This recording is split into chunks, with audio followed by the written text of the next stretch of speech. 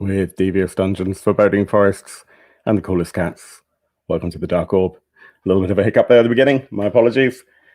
I hope you're well. We are embarking on another live actual play of Mörk Borg, or Mörk Borg. Let's bring the cast on, shall we? We have Erin. Sorry, helps if I You're on mute. There you go. First one of the evening. Hello, I'm Erin. I'm playing Jotnar, the esoteric hermit. Yes, he's a sort of tall, thin, drooling, loses important items and forgets vital facts, but he does know where he's going. I'm really concerned that you might be just playing me this evening. I'm not amused. Nick, welcome to the game.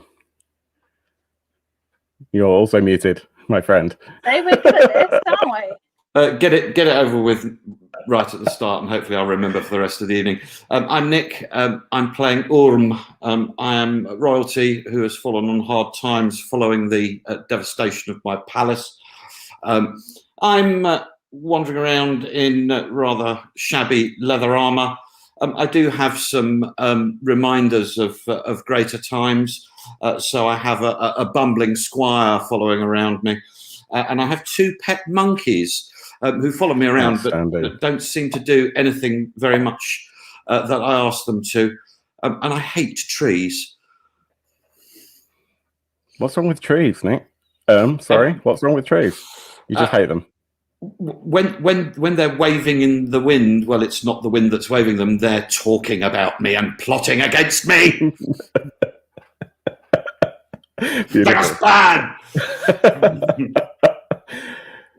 First time on the Dark Orb, and quite often a viewer. We have Bruce. Bruce, welcome. Thank you for coming.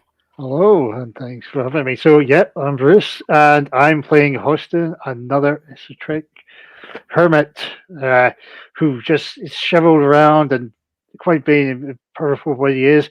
And he always likes to strum his bard with his 3 fingers that he's got. He's missing his thumb and his index finger, and just plays occasionally. He thinks it sounds great. It's the most beautiful thing you'll hear. It's not, but he thinks it's great. So playing Dave Lister, basically. And last but no means least, welcome back, Pablo. Thank you for joining us. Hello. I am playing Throng, the Fang Deserter, a tall, rough guy dressed in mail armor with a flail and always playing with teeth that have runes on them. It's a bit of a loudmouth, always pointing out each other's mistakes, and quite buff, but I think the rest won't be so healthy around him. Awesome. So let's just have a little bit of a chat about what we're going to be doing. So a couple of caveats just things to be aware of. We're all Europeans. We're going to swear. Sorry.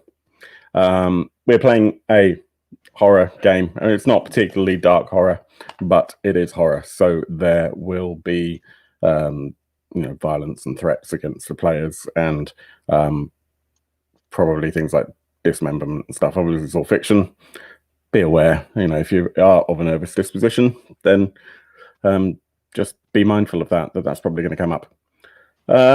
If you enjoy the game, then please like, subscribe, follow, especially like.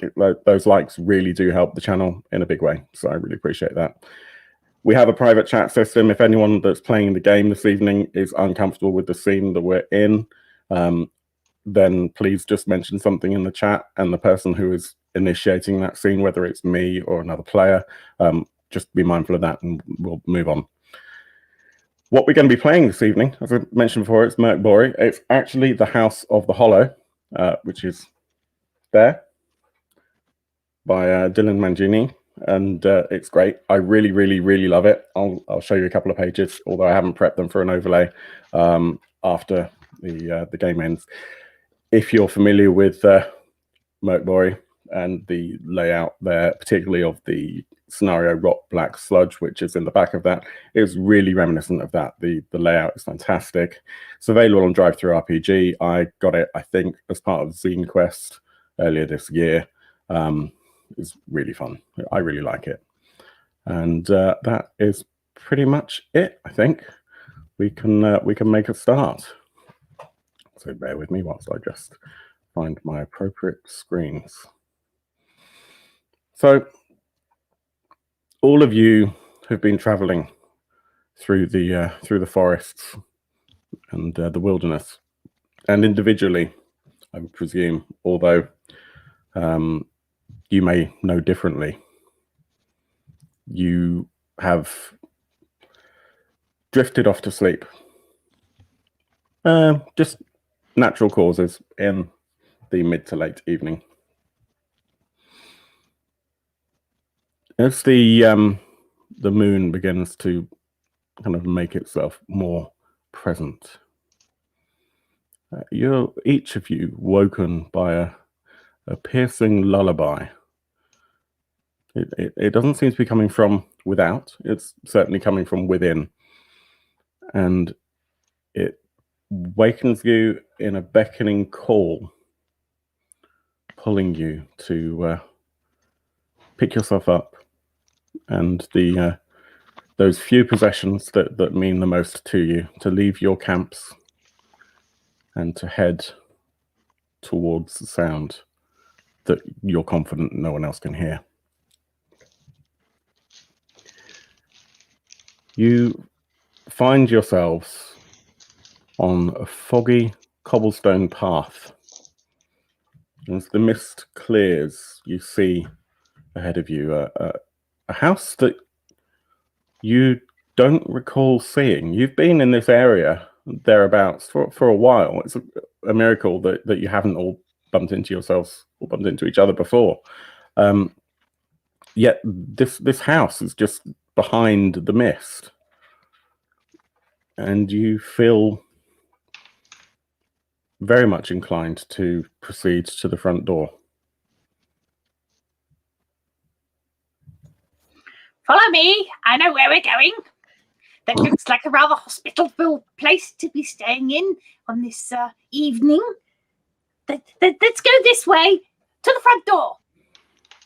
Do you know who appointed you the boss? I always know where I'm going. At least I sometimes do. It could be over there, or over there. We'll have to believe you. For now, don't we? Yes.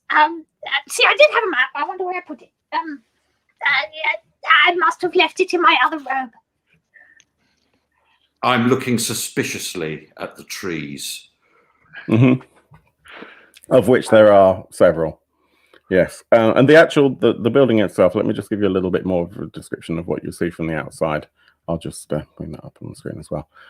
So the windows have gone sort of green, I presume, with age. They're certainly strikingly green in the moonlight.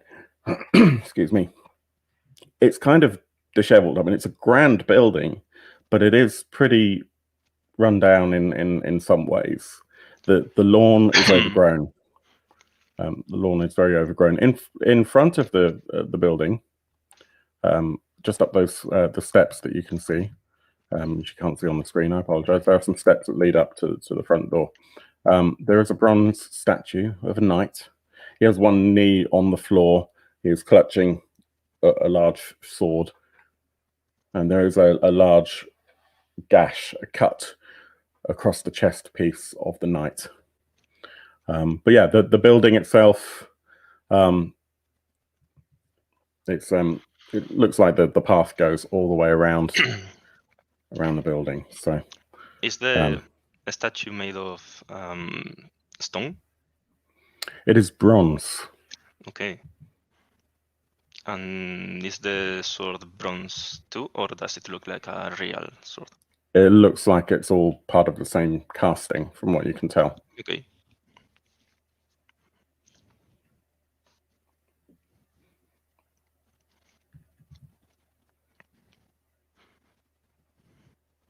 I'm looking at the gash on the chest of this statue. Does it look as if it was part of the sculpture, or is it does it look like something's been done subsequent to the sculpture being cast? I think you'd have to get a little closer in order to determine that and get kind of the statue is right by the front door, so there is a large front door with a knocker on it, but yeah, you'd probably need to get up close to it. Is that what you're doing? Yeah, I'll do that and have a look. Okay, cool. Yeah, so you get a little closer to it, and it does look like it's not molded necessarily. I presume that's what you mean. It doesn't look like it's part of the original casting. So it looks as if it's been done to the statue while it's been, after it's been made. Yes. And do I notice anything else? Not just by looking at it, no. Okay. Yotna follows up behind going, yes, see, look, I said, didn't I? This is the right way. Oh, it's just, that statue looks like it's been in the wars. And with that, Yotna goes up and tries to touch and sort of touch a... You all suddenly hear a sort of, oh, we've lost an Erin. Oh. Oh, no, you're back. I'm back. You and hear a sort of clicking, rattling sound as large, bony white beetles, the size of rats, climb out of the gash across the chest piece. Erin, I need you to roll a d6, please. D6, yeah, certainly. 2.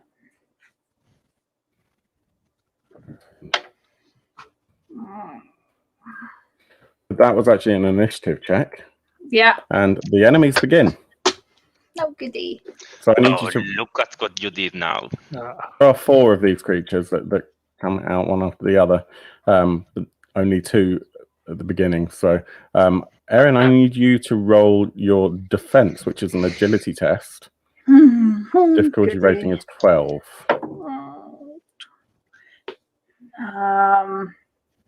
It's got to be over, hasn't it? Over, yes. So quick explanation of this is that you're basically rolling a d20. There's difficulty rating a bit like in 5th edition, and you need to get higher than that with your modifiers on your character sheet in order to succeed. Those modifiers can be adjusted depending on what's going on. Yes.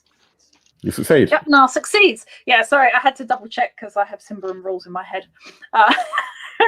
Another excellent game published by 3D. Yes, another excellent game. It works the other way around. Yes, I got 15 in total. Okay, cool. And the second one is going to attack So, same again, and you're muted, by the way, Nick.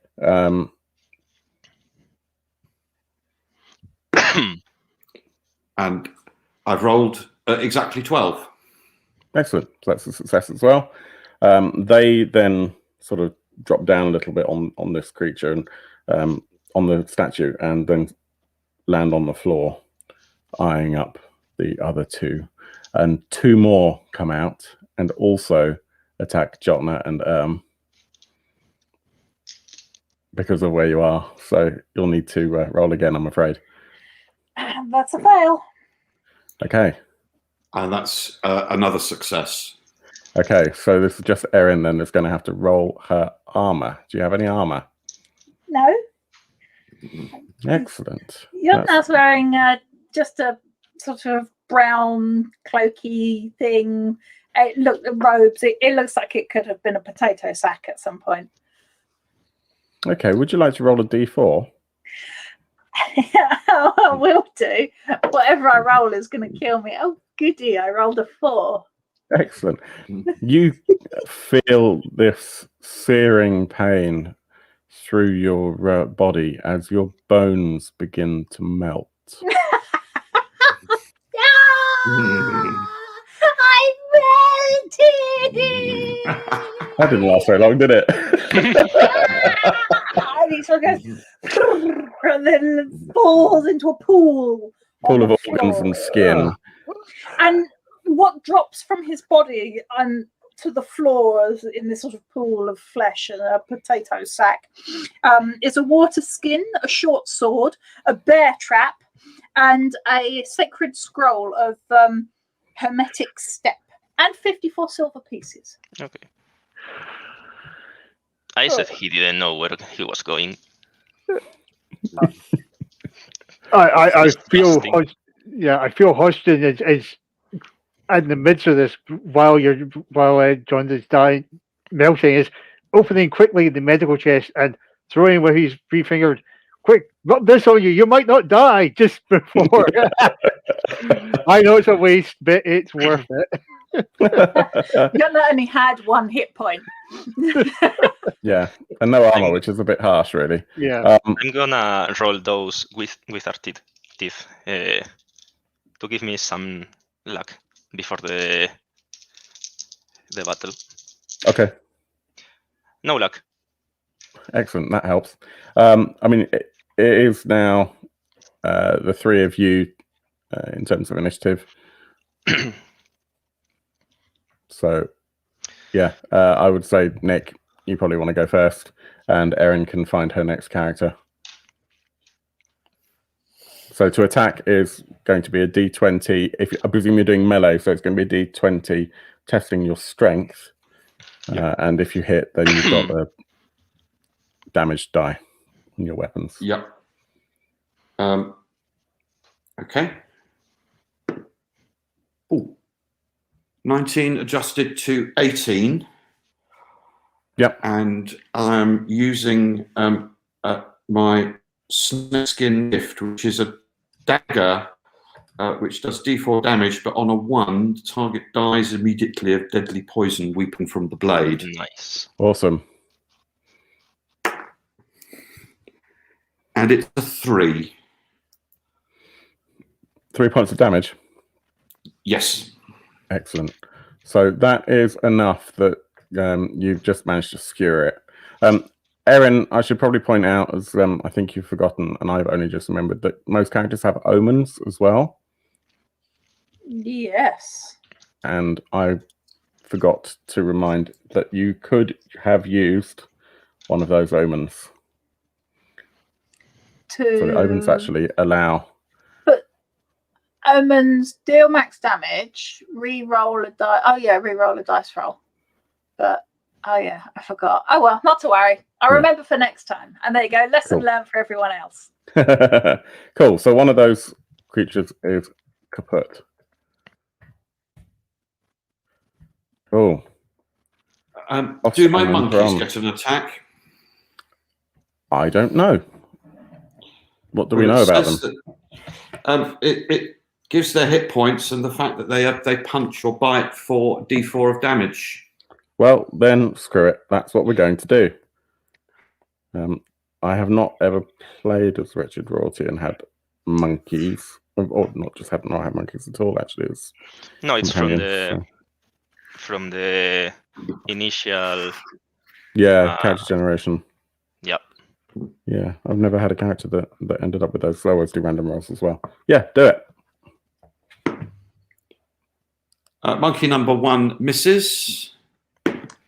Monkey number 2 hits and does 2 points of damage. Excellent. What does it do? It stamps as hard as it can, jump down in a monkey-like fashion on one of the beetles. Cool. Oh, that leaves one more dead beetle. Cool. Pablo, what does Thron do? Thron is going to swing his flail to one of the beetles that killed Jotna, trying to smash it to pieces. Do it. Do it. I don't do it.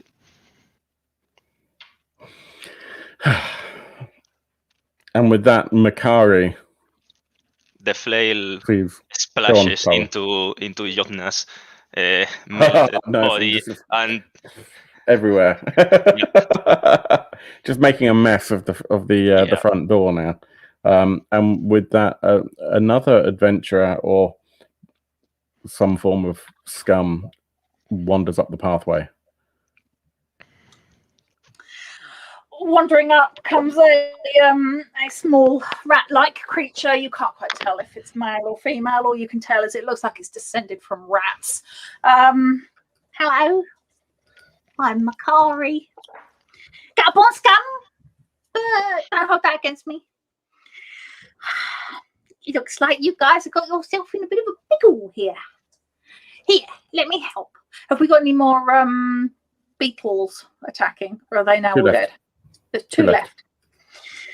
Okay. And she runs up, they run up and whack with their mace. And we'll see if they actually hit. -2. Yes, it's a hit. Cool. Roll your damage. 4 points of damage. Excellent. Yep. Absolutely demolishes one of them. Sort of bats it like a sort of with the mace, and it sort of flies off and hits a tree and splats across the tree. See, I told you, I thought I could do this. Looks like you guys are going to need a hand here. Fancy joining me? guess we do. Since that idiot turned into a paddle. That was a person, was it? Ooh. What? Has anybody gone through its pockets yet? Not yet. I think we have still one of those critters to kill. Yeah. You do indeed. And that creature, I think we'll go after Hostan. No, back. Go for someone else. Can you not hear my soothing music as I run the hard back? No. And yes, it just backs away, strolling away from this harp. Just like back. Soothe music. Does your harp actually do anything? It is the harp of the Bard of Undying, so it's supposed to give a plus D4 to reaction rolls, but I don't think he's playing the right tune. Right. To make it work, just to go with the theme. Okay, cool. In which case, you need to roll your defense to see whether you can defensively play your defensive tune. Here we go. And that is a 15. Excellent. So you succeed in confusing it with your interesting music. Okay, so at that, bear with me. It kind of looks at you and realizes potentially that it's only, it's kind of on its own at this point, and doesn't so much flee as it sort of seems like it's backing down. There's clearly some kind of survival instinct going on here. Can I try to smack it with the flail again? Sure.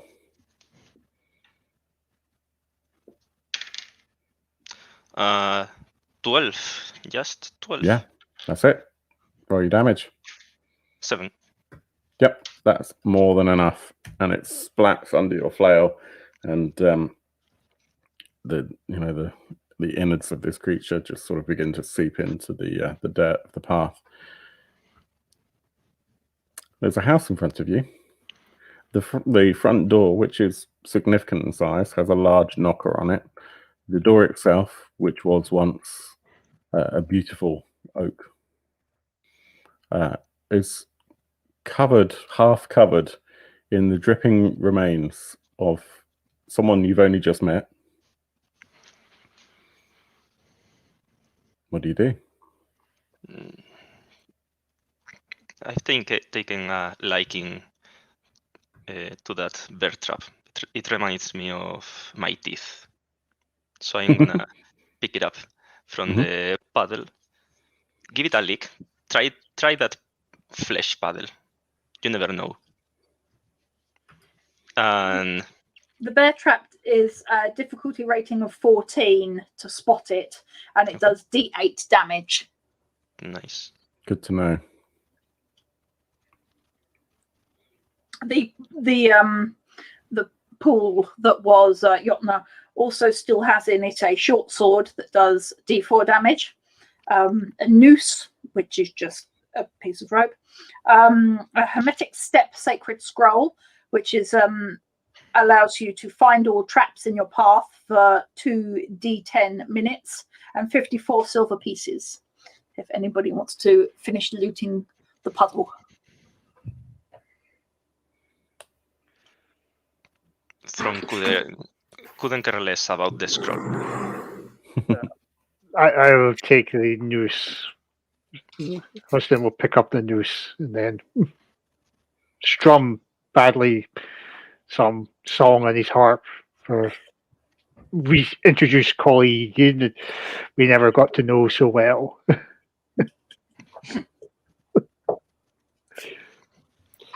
Orm is checking the trees to make sure they're not whispering about him. Okay. Makari will pick up the hermetic step sacred scroll. Nice. Okay. And the 54 silver pieces. With their sort of long, lithe little fingers, squirrels them away in a cloak that looks like it's nothing but pockets.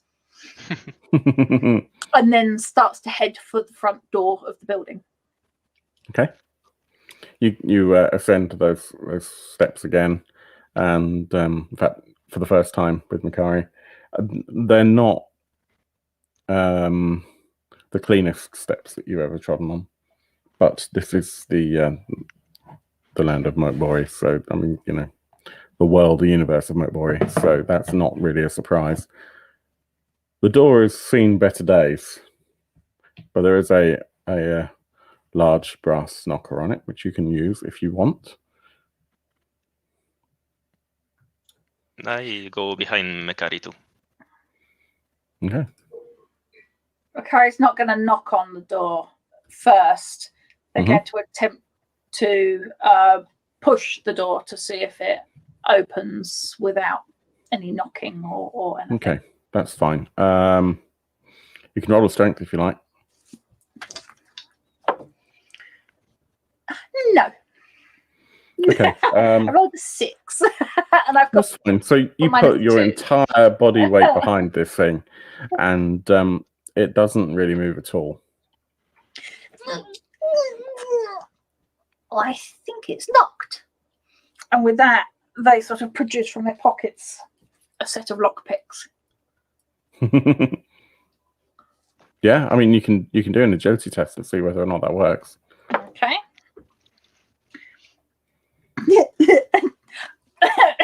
They're not very good at picking locks. I rolled a 5. Okay. I rolled a 5 and I have a -1 on agility.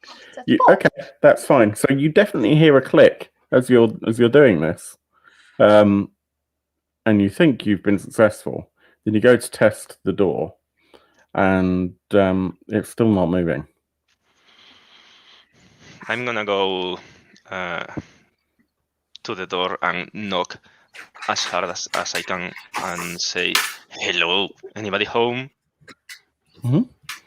You hear footsteps through the door. Then you see the door handle turn. The door tries to open. Then you hear a sort of audible sigh, a rustling of keys, the sound of a key turning in the lock, and then the door opens. As Makari had managed to relock the door that wasn't locked, but just couldn't be opened from the outside. You're presented in front of you with Can anyone hear Erin, or is it just me that can't? I can I've see lost. Yeah, Erin. I could hear because Erin is in the same house. I could hear Erin, but she seems to have frozen. I can't hear her. Yeah, looking frozen on my side. Yeah.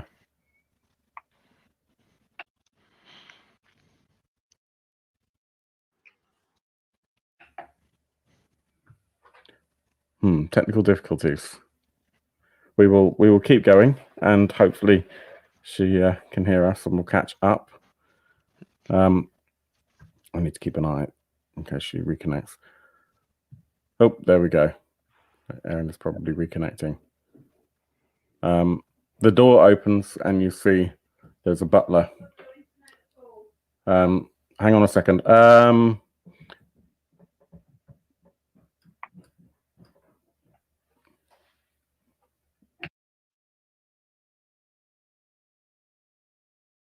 Erin is restarting her machine because her internet has completely died. So Okay. sorry everyone. So the door opens. You're faced with quite clearly a butler. His eyes are sad, but he does have a wide smile. He is thin, unbelievably pale, and he has a really fancy vest, which is stained with vomit. Mm-hmm. Good evening. Welcome. Come in. Would you like? It's not the nicest of evenings. Would you like to come in for some? Well, I mean, you all look tired. I mean, food, wine. Please come in. Look who's talking about tired. Yes. And he beckons you to come in. He sort of says, it's never a safe time to be out in the dark. I guess you're right. After me, haha, and I go and push my way in front of the others. Welcome back, Erin. You're muted currently. So, Erin, basically, the butler has invited you in. He is smiling, but he quite clearly looks sad. He's got glazed over eyes. He has a fancy vest which is covered in vomit, or stained with vomit, to be more accurate. He's thin, very pale, and he's invited you all in. Basically said, it's not safe really being out there. Come on in. We have food. We have wine. Welcome. Mm-hmm. Thank you. Oh, okay. Don't mind if I do. Thank you. With that Cool. sort of muscles in. Has everybody else gone in? I pushed my way through. Okay, so Brom's pushes back. Macari sort of follows after, like they sort of own the place, kind of thing. Starts checking around, see if there's anything I could nick. Well, you come in first of all to there's the main hall. The moment you step foot in there, you can feel that the floorboards are perhaps not as well maintained as they should be.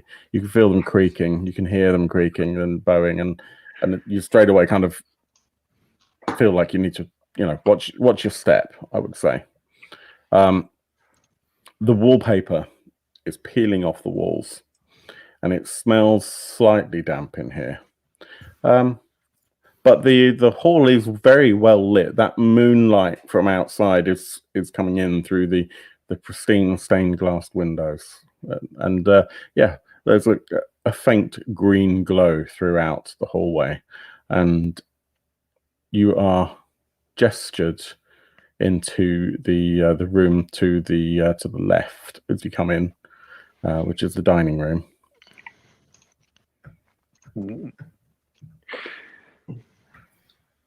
I jump up and down on the floorboards and feeling the creaking and the dampness of them. I say, smells and feels just like home. Just as you do that, the floorboard underneath you gives way, and you fall into the cellar. The cellar is mostly dark. And straight away, you hear skittering sounds. It smells awful down here. And you can see a faint but very large glow in front of you of 3 kind of shimmering, you're not quite sure what they are at first glance, but they're sort of shimmering fronds waving like this. And suddenly one of them comes straight at you, and these huge claws, jaws come at you. I need you to roll a defense, please. Mm-hmm. I think I roll with a -2 because of the mail armor. Nope. Fail. You fail. Okay. I guess it's a DR12, right? Yeah. Okay, fail. Yeah. Okay. Can you please roll me a d6? Yep. 3. Okay, that's the damage it's dealing. So modify your armor by that. Okay. 1. Not bad. Okay, and roll your defense again. Oh, okay. A natural 20. Excellent. Nice. So you get a free attack against this creature, the tri-centipede. Nice. I have to still roll for it, right? Yes. You get a free attack. No. Don't. Damn. Can't hit. Okay. And you need to roll one more defense.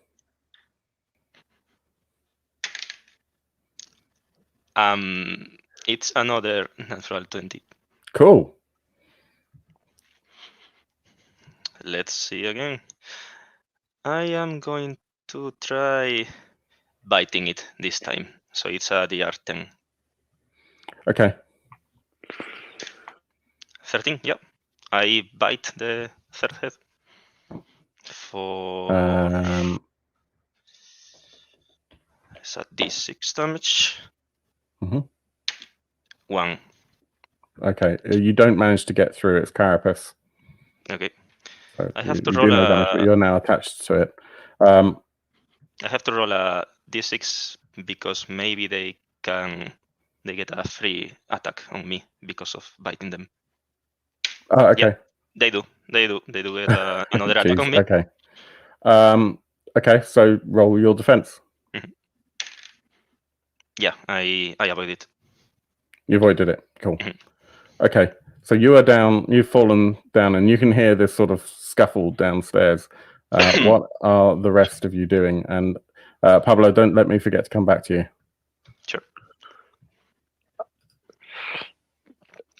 Hodgson, seeing this, quickly using the noose he's picked up from our fallen Comrade Justin, throws the noose down, still holding on to the other end, and shouts, "Quick, you, the fang teeth one, grab! We can lift you out." I'll allow it. Yep.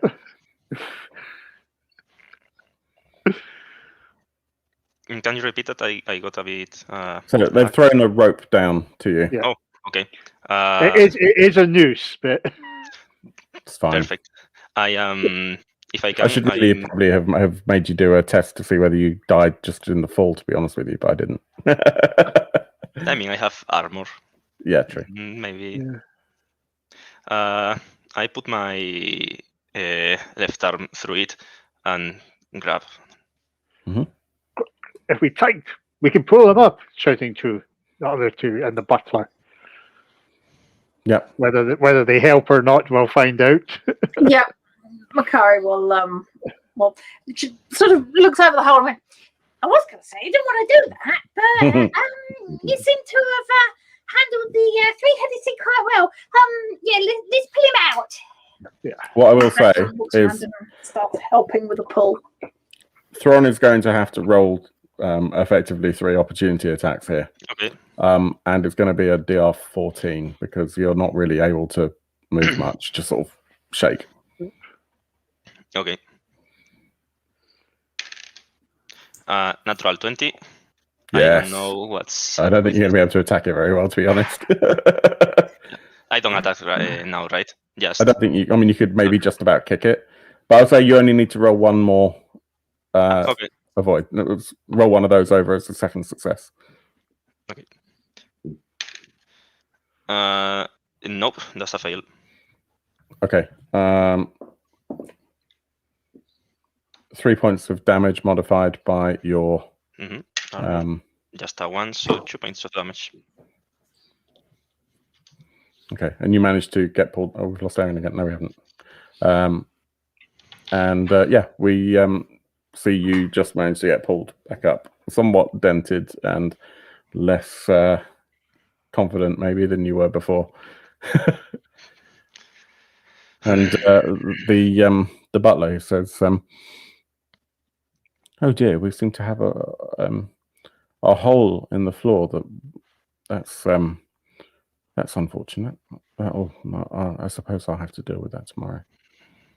I suppose you. Oh well. Please come to the dining room, and it's fine. I'll deal with it tomorrow. Just put a rug over it. Hide it. A good trap for someone. Do you follow into the dining room? Yeah. Okay, cool. Yes. Yeah, I follow. Is there Cool. anything around to pilfer? Wandering into the dining room, like silver on the table or anything like that? Let's have a look, shall we? I would say Nice room you got here. Bit of a hole I in would the say floor, though.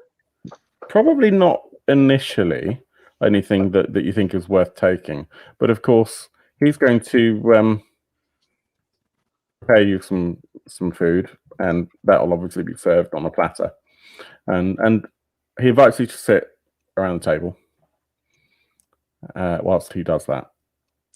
Sit down, make yourself comfortable. Cool. He returns from just being out of the room for a split second, realistically, kind of a couple of minutes really, with a platter of cheese and bread, and he comes back with a bottle of wine as well, sets them down on the table and says, I hope you enjoy. It's always nice to help travelers in need. If you don't mind, if you'll excuse me, I'm just going to find the lord of the house, and I'll be right back. And without much grace, or well, rather without much sort of drama, he leaves the room.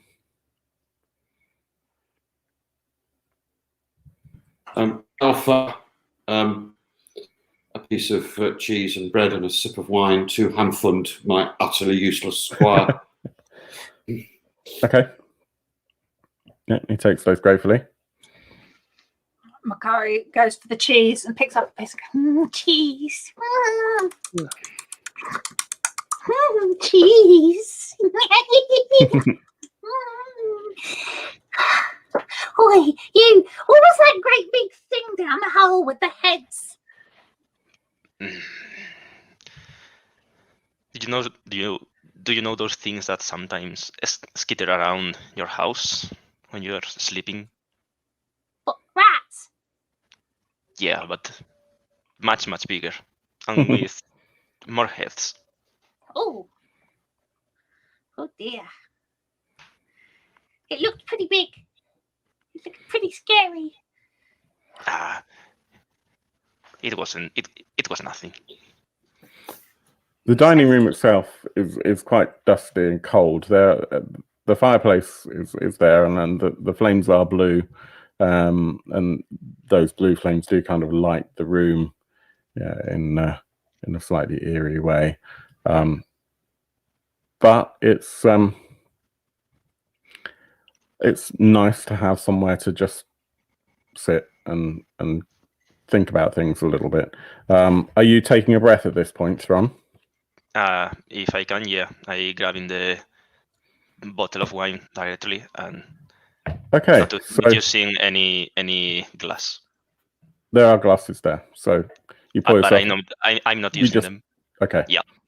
Okay, so taking a breath will heal you D4 hit points. Okay. However, Okay.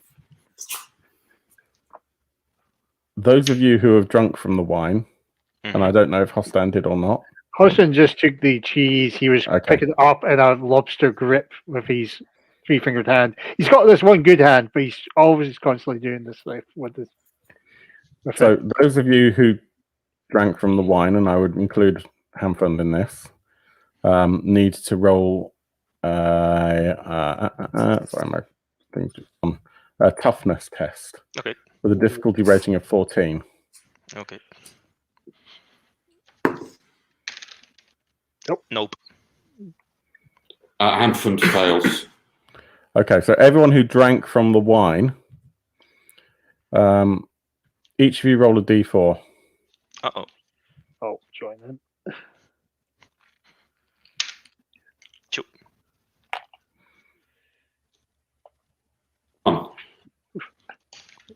Bruce, how'd you do?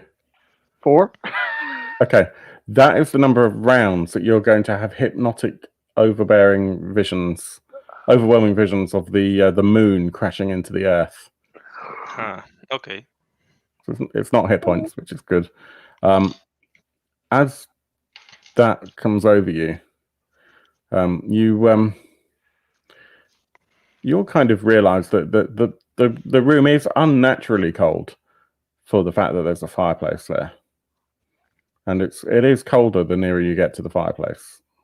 Is the fire actually lit? Yeah, there are blue flames. And you hear as the light comes in from the one window that's here, that moonlight comes in. You hear the strangest sound. A sort of drone starts in the background. And shadows move in the corners of the rooms as 4 of these creatures start to emerge from the corners. Would someone like to roll a d3 for initiative? D6 for initiative.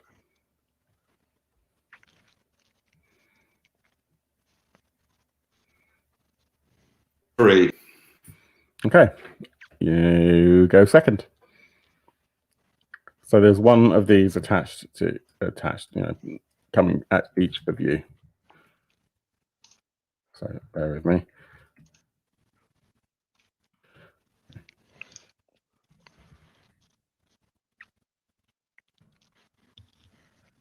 Probably they're mostly drawn to those of you that have drunk that wine, just because you're quite clearly troubled. So Thron, first of all, would you like to roll your defense? Nope. I get hit. Okay. Would you like to roll a d6? Sure. And 1 for the armor. Cool. Yep, so you take 1 point of damage as this kind of spike arm comes out at you. These are quite clearly human-sized. They are cloaked in a stained gauze, wearing a white mask. And there's this kind of unintelligent drone in the background from each of them. The arm that hits me, what does it look like? It's a spike arm. So I'm thinking it's just like, it's not a human arm. It looks like it's just a large spike that's come out intentionally to hit you. Like it's, maybe once there was a hand attached to it, but there certainly isn't now. By the way, the ones that are drunk, we can't attack, right? It doesn't say that, actually. It just says that you get hypnotic visions. So I think you can. Oh, okay. Maybe with distracted by the vision of the. Yeah, I think so. I mean, it would be a massacre if you couldn't attack at all. And whilst I do like massacres in games, I don't think it's very fun. So sure, go for an attack when we get back to your round. So Nick, what do you do here? I suppose myself between the creature and my trusted but useless squire, who appears to be out of it. And I valiantly try to protect my utterly pathetic and useless servant. Okay.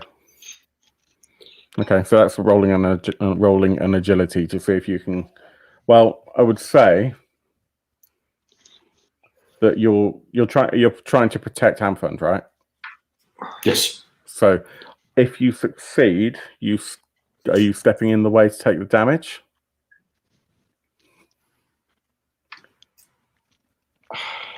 I suppose so. Because that means that one of you is theoretically. I'm just trying to think what works nicest. Let's do the roll and then work it out. So you're rolling to see if you can step in the way. Yes. Okay. And I've rolled 12. Okay, that's fine. I would say what you've actually managed to do then is, because you've succeeded, what you've done is you've pushed Hamfund out of the way of this thing's attack. That makes sense, doesn't it? That's probably a better way to do it. That sounds good. Cool. Bruce. Austin he believes the moon's crashing in. He's still suffering from these visions, so he's going to do the thing. He's going to cower underneath the table. Okay. So this thing's coming in to attack you. You're going to see if you can cower under the table as your agility defense action. Do you want to roll your defense and see if you succeed? That is 12. Excellent. So you managed to just get under a table and hide behind a chair. Yes. And Makari, you've got one coming at you as well. She's like, cheese, and spits the cheese across the room as she sees this thing come at her. Oh my bloody hell! I was going to hit it again, hadn't I? With that, she raises her mace and she goes to whack it in the face. Oh, you're doing defense first, Erin. Sorry. Oh, I'm doing defense first. Yeah. Well, that's even. Yeah. She thinks she's going to go whack it in the face, but as it's coming towards her, she steps backwards and falls over her own sort of gowny thing full of pockets. I've got a 6 on my defense, so that's very much a fail. Yes, I am. I am going to burn through one of my 2 omens to re-roll that, and that's a 7. Well, that was a lot better. Yeah. So, and she's stumbling backwards, trying to sort of get out of the way of this thing hitting her, and clearly it's not working. D6. No, down him. Oh, poo. That's a 6. She stumbles back, falls over her own gown full of pockets, and this thing comes at her. And what's their mode of attack? They have a spike arm. Oh, good. It just goes straight through her chest and pins her to the floor.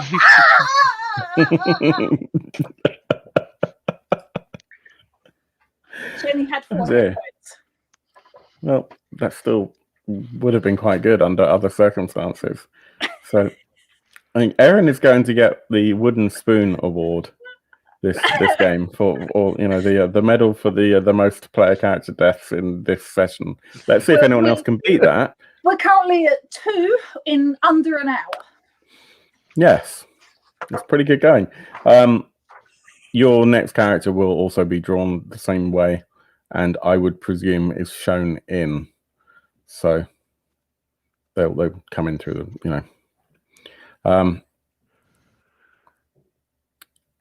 that takes us to the top. And Pablo, what would you like to do in your attack round? I grab the teeth, the wizard teeth, and roll them on the table, and I say, "Come on, wizard, grant me some luck this round." And nope, he doesn't. The thing with the teeth, I roll. It's there 4 teeth. If I roll 4 d6s, and if I get a 6, for each 6 I roll, I deal max damage. Okay. In one round, but I did it. Yeah. So Okay. okay. You can also use an omen to do that max damage. Don't forget. Yeah, I know. Cool. Yeah. So, does that take up your round to do that? I presume it probably does. I don't know. It says before battle, so. Okay, so yeah, that probably should have been done when you were at the table, but that's fine. Let's say you did that at the table, so you can still get an attack round. That's fine. Okay. So even though the wizard didn't grant me any luck, I see the big moon coming, see the ball in my flail, and say, "Oh, you mean this?" And try whacking it. Cool. Do I roll with disadvantage or a higher DC since I am drunk?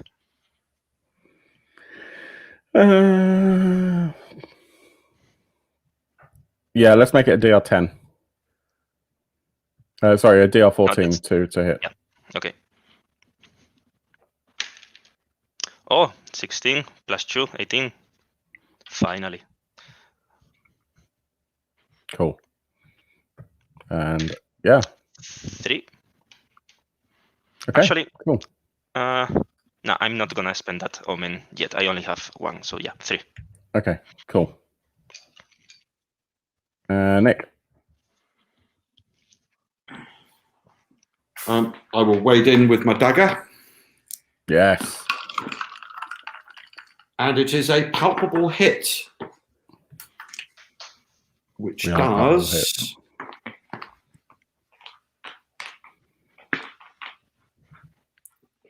Oh, I've rolled the 1, which means that the target dies immediately of deadly poison weeping from the blade. Sure, why not? Nice. Cool. So that's that one. Dead.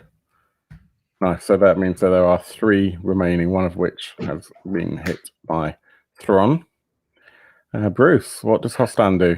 Hostan, still under the illusion that the wind's coming towards him, and quickly pulls out from his pocket a scroll, telekinesis, and he's going to try in his mind's eye cast telekinesis with the scroll, read it aloud to try and push what he believes is the wind back to its rightful place, which is probably in real life a small object throwing it at something like a cup or a wine glass. There are plenty of wine glasses around. Oh yes. If it goes wrong, it'll be the wine bottle. Presence check. Which, yes, he doesn't pass. So he just fumbles trying to read, doesn't quite read it. He's so panicking and fearful, he does not pass at all. Does not pass go or collect any dollars whatsoever. No, he's just scrambling around and mutters words, and it's not the right words. It's like, no. So, Cooks, Aaron, your character, what happens is that you come to the door. The door is opened. There's the butler that greets you. He says, welcome. Some of your friends, I presume, are already here. Just in the West Wing there. I'm just seeing to try and waiting for the Lord of the House. So please, and gestures for you to go into the dining room where the others are. Cuts a sort of medium And build. mind the hole in the floor, please. Thank you. Thank you very much. I do not know of these friends of which you speak. I am merely but a peddling priest of kinds. As you could see, I do not have much of myself.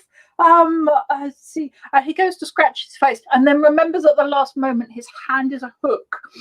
And then, I forget I have that, you know.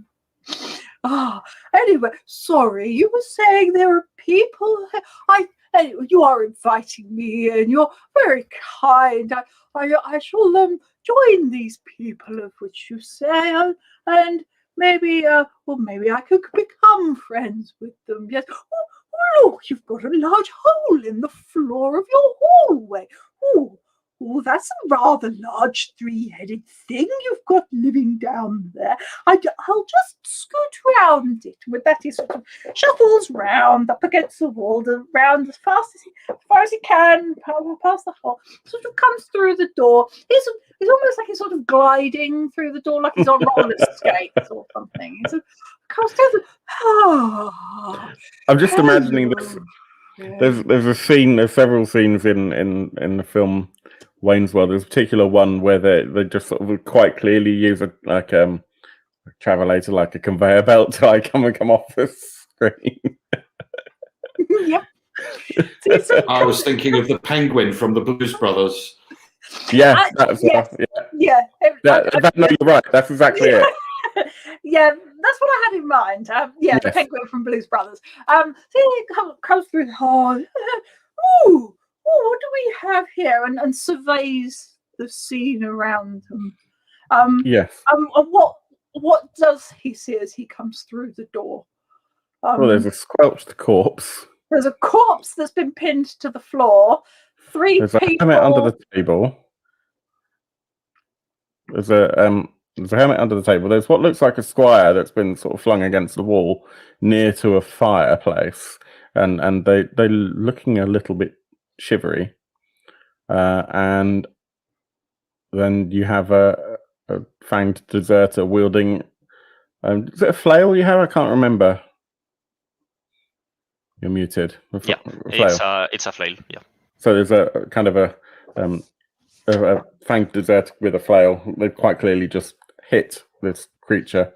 There is one kind of gauzy cloak with a mask on the floor, and 3 of these creatures that are standing that are quite clearly in the middle of combat. And I'll let you have a round to do an attack if that's what you would like.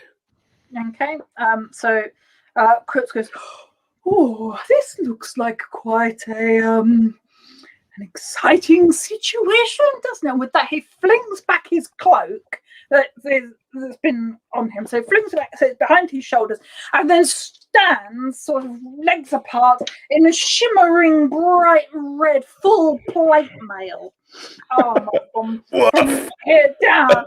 I guess, I think I may be able to help you. Unfortunately, I only have my hook to.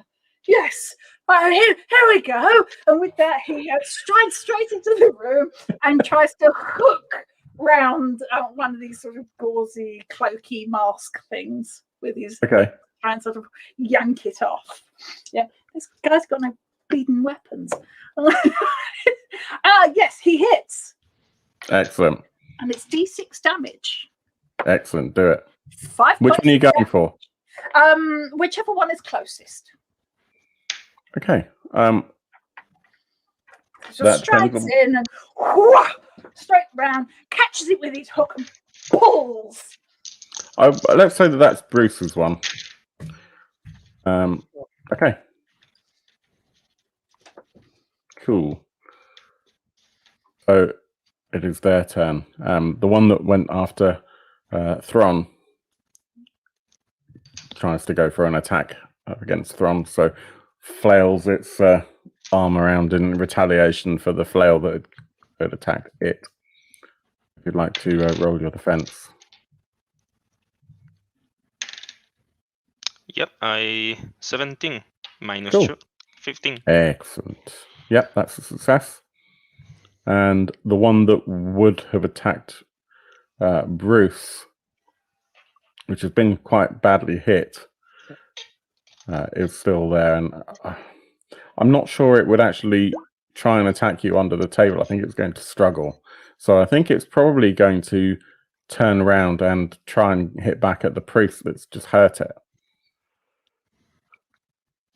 Because Aaron hasn't been hit at all so far. So Aaron, if you'd like to roll your defense there. You're muted, by the way. I rolled a 3. Would you like to re-roll that? Yes, he will burn an omen to re-roll that. The hell is in with your dice? I think I'm using the wrong set of dice. I've just rolled a 2. Jeez. Am I allowed to burn it? Am I allowed to burn Yeah, this? you can burn as many of those omens as you want. He's going to burn another of Do my. you want that D20 whilst you're at it? Oh no! Please, tell, I want.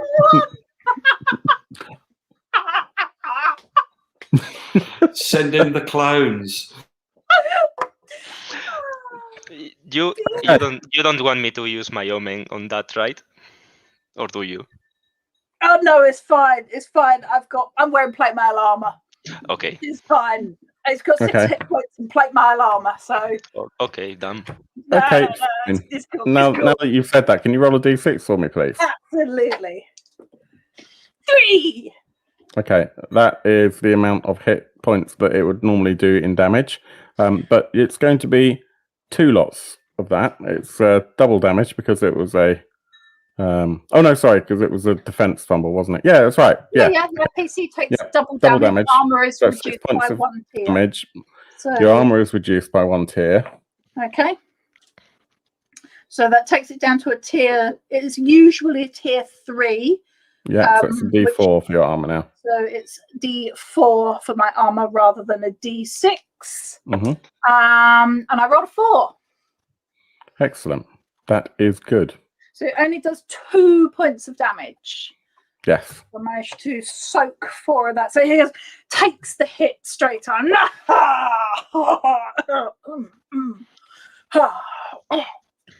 Dusts off his armor, having taken a bit of a batter.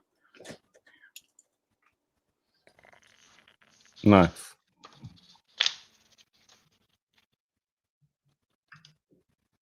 And with that, the last one, there is one left in the room. It's probably going to come after I would say. Or, yes, it would come after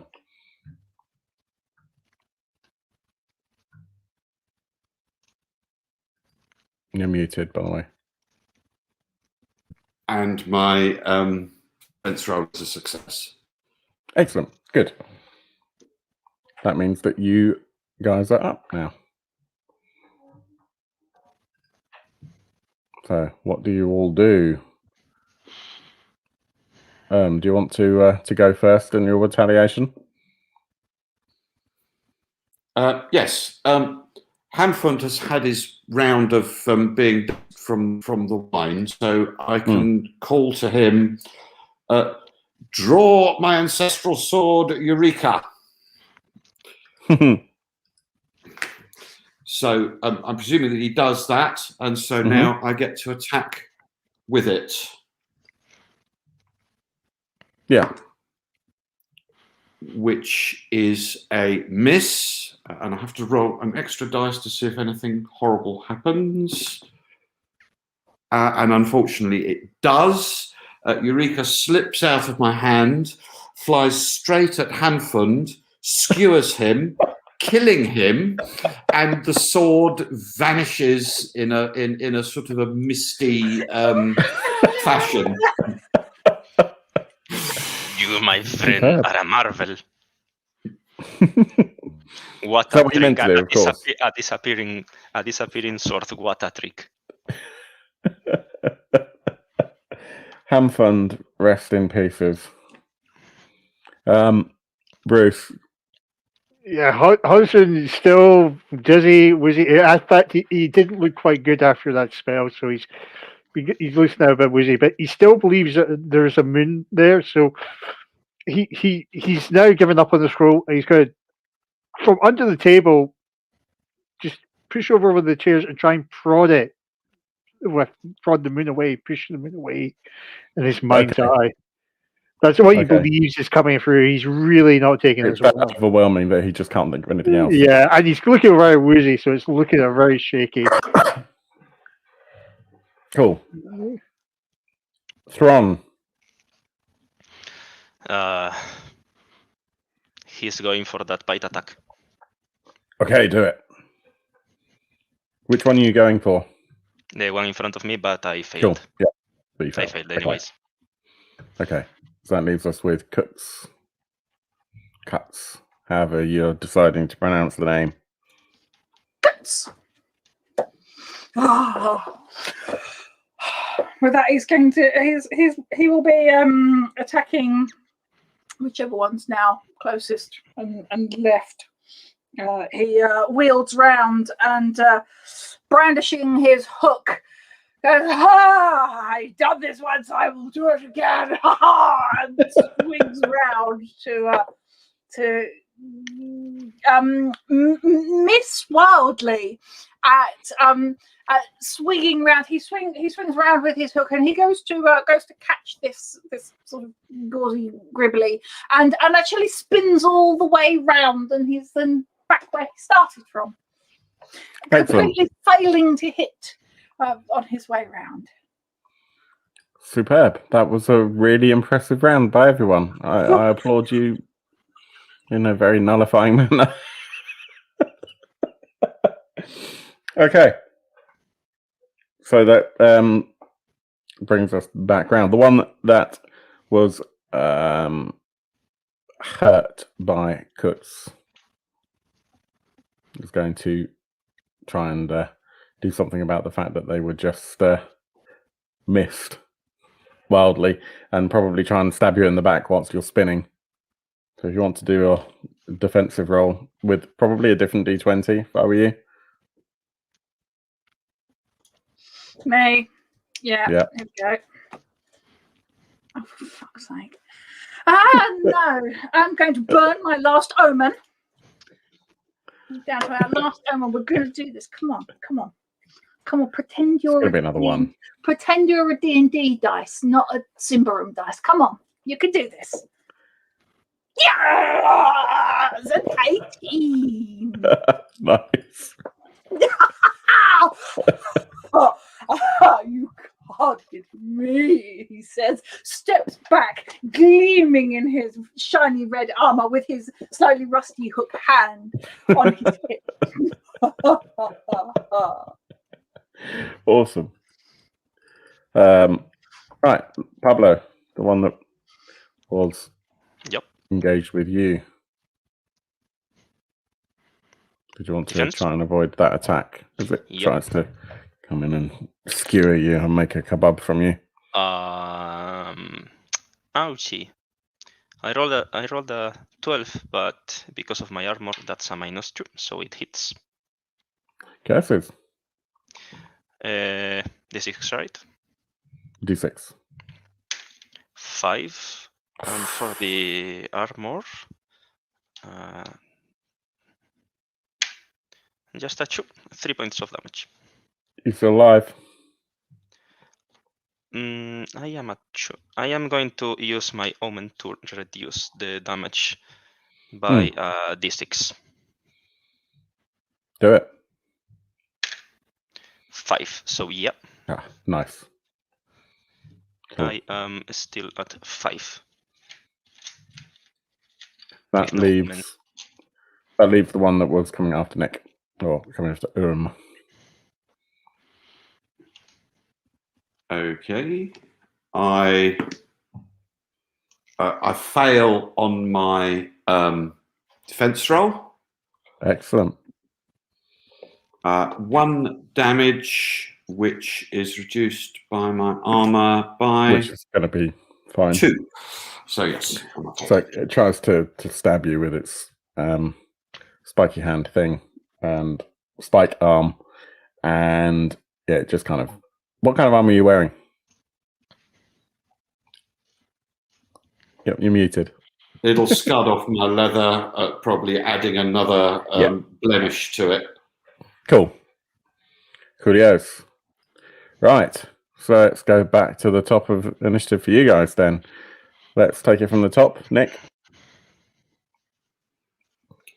Back to my trusty ancestral dagger. Yeah, that which works is a properly. That was a natural 20. Nice. Nice. Come on. So I believe that does double damage, does it? Double damage. And these are unarmored. That is 8. Okay, describe what you do. With the dagger, I plunge it into the notch at the top of where the top of the rib cage would be, right into the guts in there, and twist it round. Does a pleasing fountain of blood come out? Not really. They are referred to, I'll tell you the name of the creatures, shambling husk. Okay. So probably not then. Yeah, it's interesting that there's like it's not hollow. There's like a black oily ooze, and as that happens, bear with me a second. Can I get Pablo and Erin to each roll 2d6? Sure. 2 for me in total. Do you want to add it together? Yeah. 11. Okay. So that's good. So what happens here is, yes, you plunge this dagger in, it comes out again, and it's kind of black and oily. At the same time, the husk that's in front of Pablo explodes into a swarm of oily black bugs. Nice. Everyone needs to roll a d4. This is a damage roll. 4. 1. Does armor mitigate it? Yeah, I would say so. In that case, no effect. No effect. 3 points of damage. I am at 2 right now. Bloody hell, Pablo! Did you get like 900 hit points on your character? 6, just 6, but medium armor. Yeah, exactly. Yeah, Holston is because he's been on the floor and the ground is swarming over him. He's taken three hit points from it, so he's down to 1 at the moment. Okay. Don't forget, you can spend omens to do stuff. Okay. I'm not going to do that. The other one, by the way, the one that's remaining. Let me see. Just sort of backs off into the corner, slinking where they came from. Kurt stands there, his hook on his hip and his hand on his other hip. Ha! Bugs. Ha! There's no way they can harm me. And see, the thing eases back to the corner. My work here is done. Now, I do think we should very much be running away from these bugs. Don't you agree, people? I don't like to follow orders, but I guess we'll have to do. So in the Yes, room that you're in, there is and we have a map which I'll show you now. Credit to Vil for these tokens, by the way. They are super awesome. yeah. So here there is actually a doorway. Hang on. There we go. Here is a doorway. Okay. And obviously there is the doorway here where you came in. So there is more than one exit from this room. And this is where the butler went to prepare food earlier on.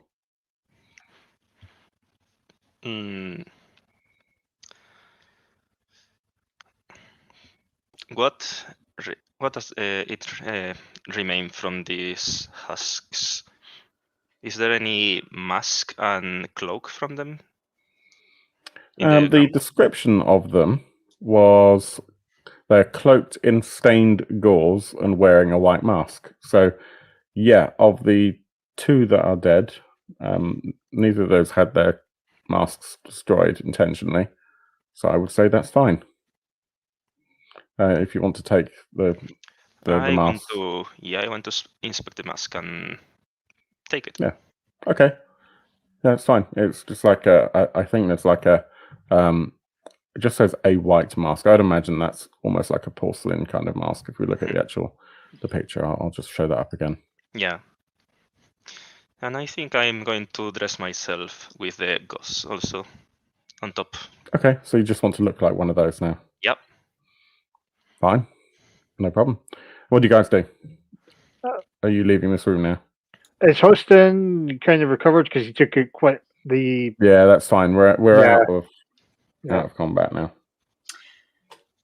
Kurtz is going to go over to the body that got skewered to the floor, and he goes, "Oh, this poor rat thing on the floor seems to have upon it quite a nice-looking mace. I don't think the human rat will be needing that anymore." And with that, he bends down and prizes the mace out of the hands of Makari, who was skewered dead to the floor quite early in the battle. "Oh, that's quite a nice mace. I like that. Doesn't quite suit my armor though. But it's now got a mace and a hook for a hand." Cool. Nice. Where are you guys headed? Is with there a any regretful? No, you go. With a regretful sort of high Anglican respectful nod towards the corpse of poor departed Hamfund, I will go to the door that we didn't come in through and have a look through, see what I can see. Okay, so hang on. So this one. So you can see in here is a kitchen. It's caked in dust. It kind of smells a little bit of moldy grains. You can also see that there are cupboards that are a little bit rickety, and that there is fresh blood smeared on the floor going towards the stairway here, which is stairs going down.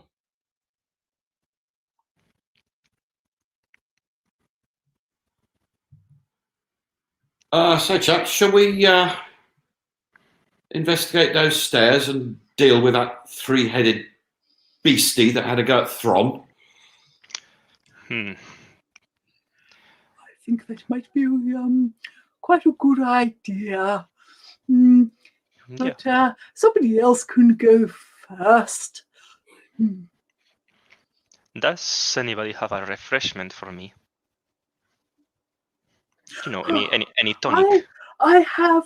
You're looking quite battered, my dear person. I have about my person an elixir.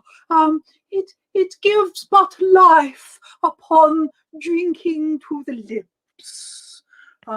It may also remove infections if you so are infected. And with that, reaches to a really sort of shiny, bright red leather pouch that had been strapped to his waist that he hadn't quite spotted before because it was almost like strapped around the side of the back of the hip, and he sort of pulls out this long, thin, sort of twisted glass vial, but inside it is a bright red liquid with a nice little red wax stopper in the top. He sort of hands it over to Thrum and goes, here we have life elixir. You seem to have fought so well. Here, and hands it over. It is actually 1 dose of life elixir, and it does heal D6 hit points and removes infections. Okay. Thank you, my friend. I fear I was born infected, but the other wounds may heal just as fine. And I will roll that D6. I will remember your gesture, friend. Huston goes to it and he opens up his medicine chest and starts rubbing the bams over him from all the bites from the bugs earlier. He would have offered it to the find. But our priest has been too polite and well-mannered. One of my quirks is that my flesh heals twice as fast, but my companions twice as slow. Ah, that's useful. So nobody else get hit then. I rolled a 1 in that life elixir, so I guess it's a 2 for healing twice as fast, but I'm sorry for the others that are around me. I'm at 4. Is that to do with natural healing? What? Is that more to do with natural healing than healing from elixirs? I don't. Maybe it's natural healing. I'm going to copy. I'll let you have that too, anyway. But I think for others, it's more to do with rest and night sleep. So yeah, it makes sense. Yeah. Okay. You as it's kind of quiet at the moment, you think you hear from upstairs the sound of rustling, or kind of not rustling's the wrong word, clinking chains from the room above and stamping on the floor. What kind of stamping? Someone. Yeah, I mean, obviously it's not clearly not hard enough that someone's fallen through the floor, but it sounds like maybe it's hard to guess, but it sounds like it could be a foot or something like that. Okay. Like banging on the floor, banging on the ceiling from where you are.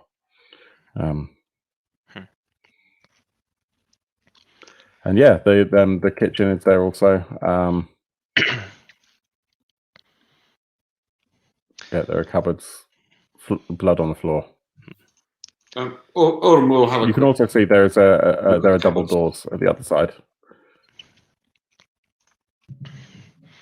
Thrum will take a piece of the cheese from the table, cut 2 slices, and put them over the eyes of Makari. And say, "You some money on him, but you can have some cheese on his face." Yeah. You fought well, you little mouse. Now, go easy on death. There are actually other items on Makari's body as well. If anybody wants to loot it, there is a medicine chest with 2 uses that stops bleeding and heals hit points, and there is a meat cleaver and 106 pieces of silver and a hermetic step, which is find all traps in path for 2d10 minutes. If anybody wants to go rootling around in when I place the cheese, I see that and see the medicine chest, but I have no idea how to use that probably. Oh. So I hand it over to Hostan because he Yeah. seems like a more knowledgeable man in this in medicine.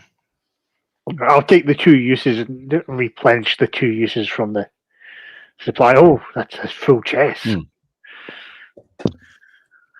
That's very kind of you, very kind. And I'm gonna take that scroll, and since Throne actually has a how was it? An always dripping nose, I am gonna blow my nose on the back of it.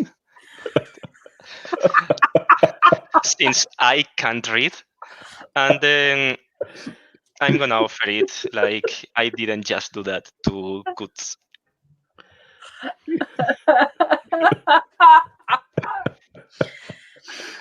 It sort of stands there and I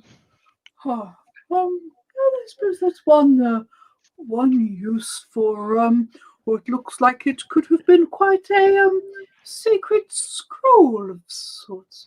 Oh well, I can't believe it's of much use now. It's probably not very sacred anymore.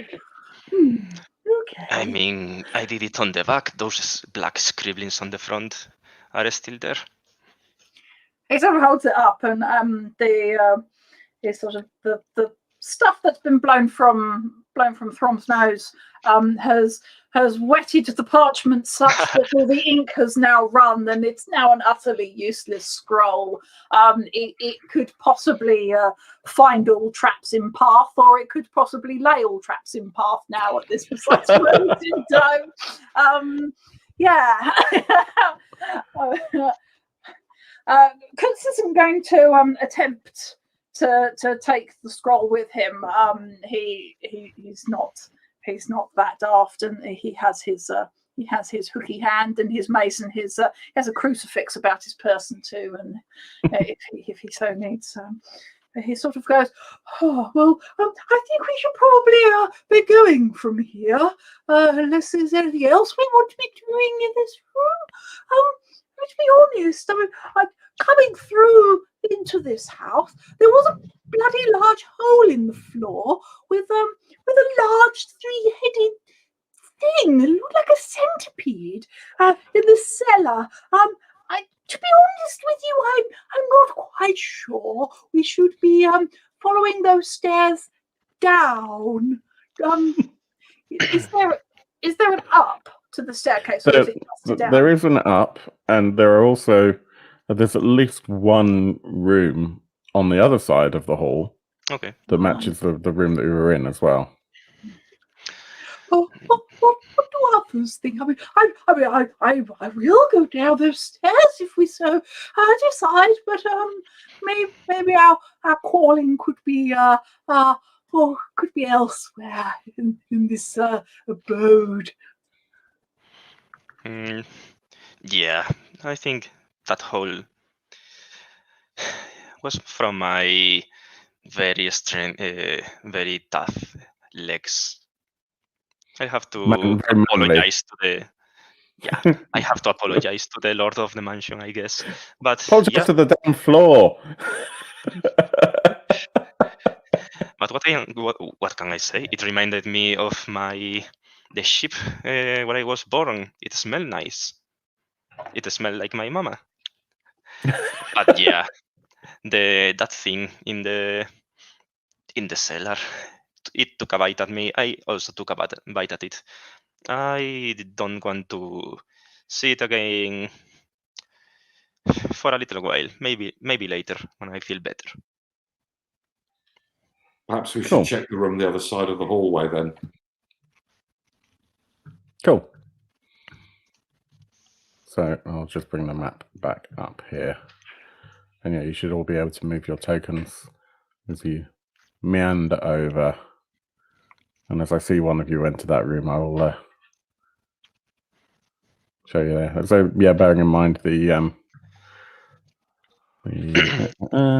who is the one from us that looks the healthiest right now? Not you. Probably the priest.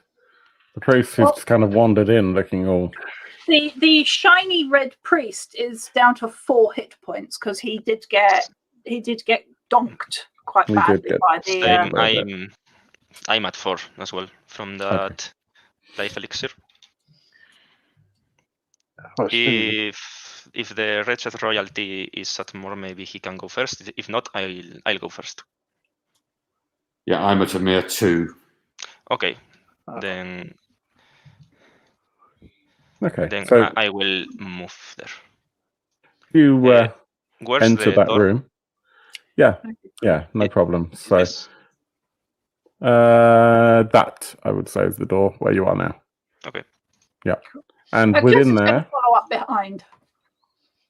yeah, no problem. He The won't door go opens. first, but he'll certainly feeling brave. You open the door, and within this room, first thing you notice is a musty smell of rotted paper and mildew.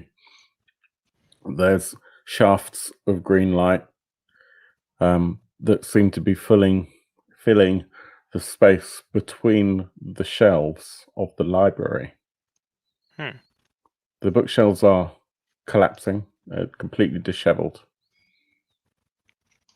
But there are quite clearly books. On that table there, you can see some notes that are kind of scattered. They just have scrawlings on them.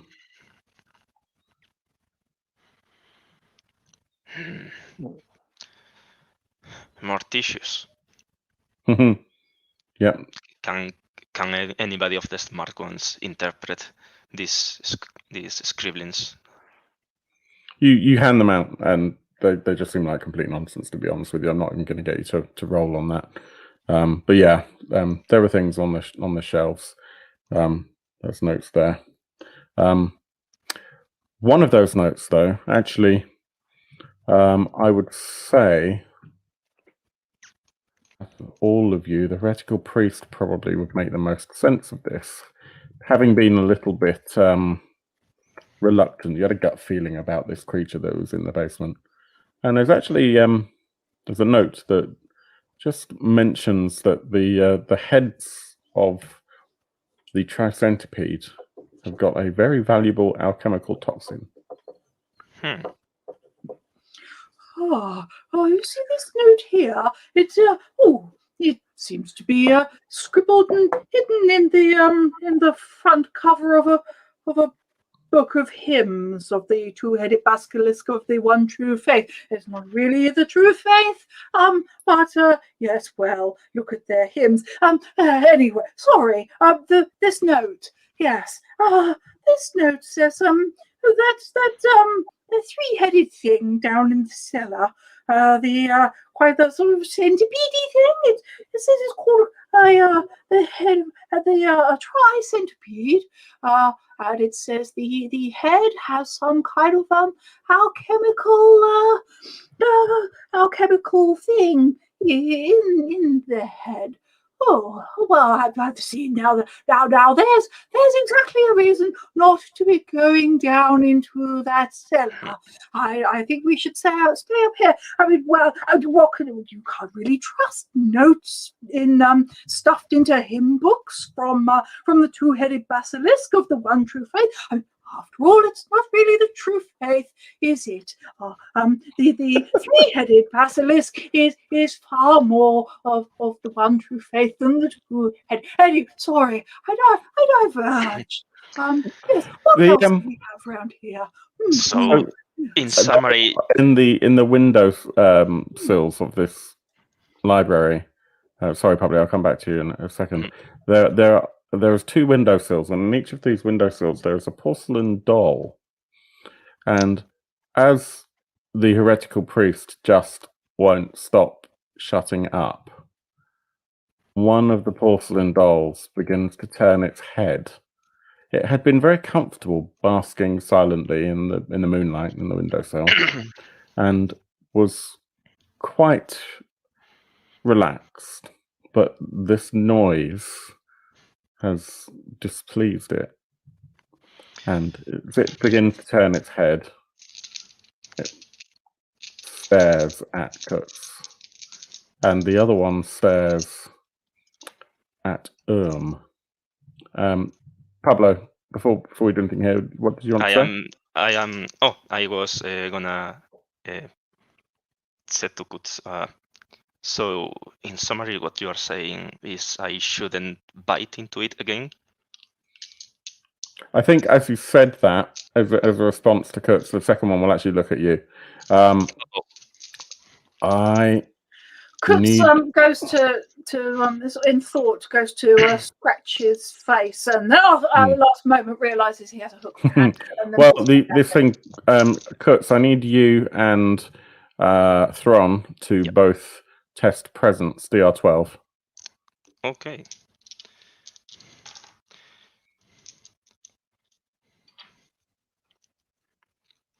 Pass by 1. Fail. Okay. You, Thron, as you look up and see this porcelain doll that's turned its eyes to meet you just as you said that last thing that you said, you are frozen with fear as this thing just kind of goes.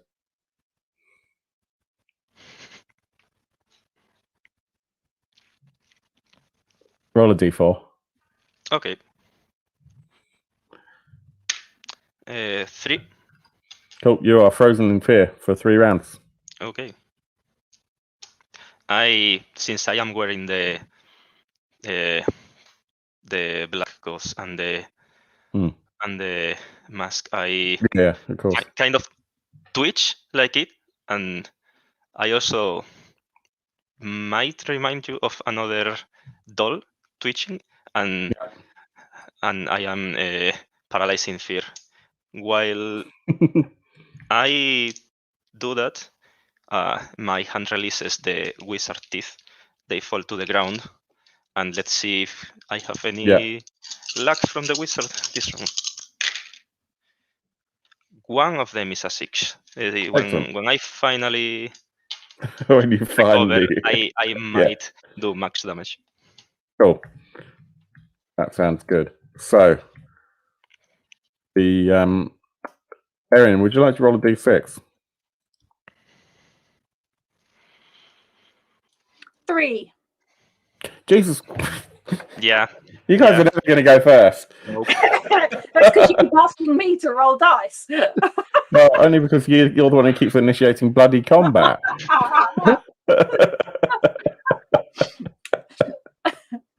Right. He doesn't react to the dolls moving and turning round. He doesn't really notice. He's still sort of caught in thought and trying to stop himself from poking himself in the eye with his hook hand. So for those of you for whom this might be important, these creatures are undead. They're child-sized and they have green glowing eyes. And the one that's looking at the heretical priest jumps from the windowsill to the table. And I would say that it launches itself at the priest, attempting to bite him. So roll your agility.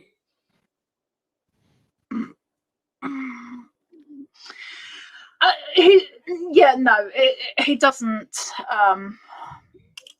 Rolling agility. Yeah, no. I'm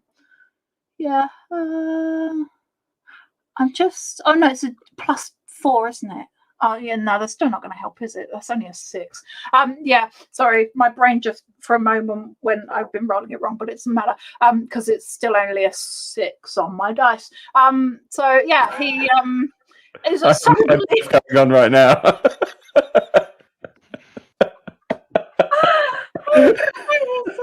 Steps back.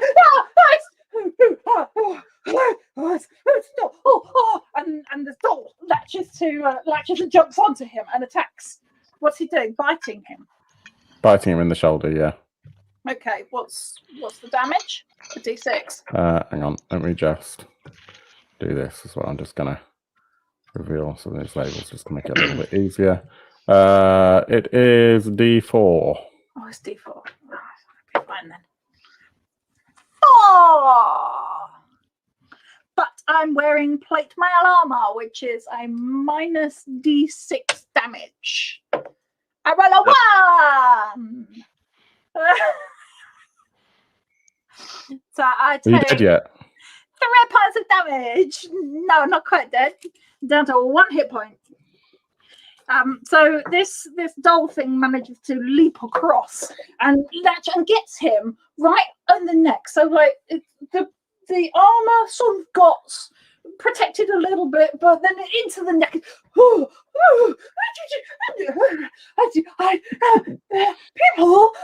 there appears to be a thing that had. And he's scrabbling to get this thing off that's now attached to his neck and gnawing through his neck. And there is now blood pouring down the front of his bright red plate armor. Excellent.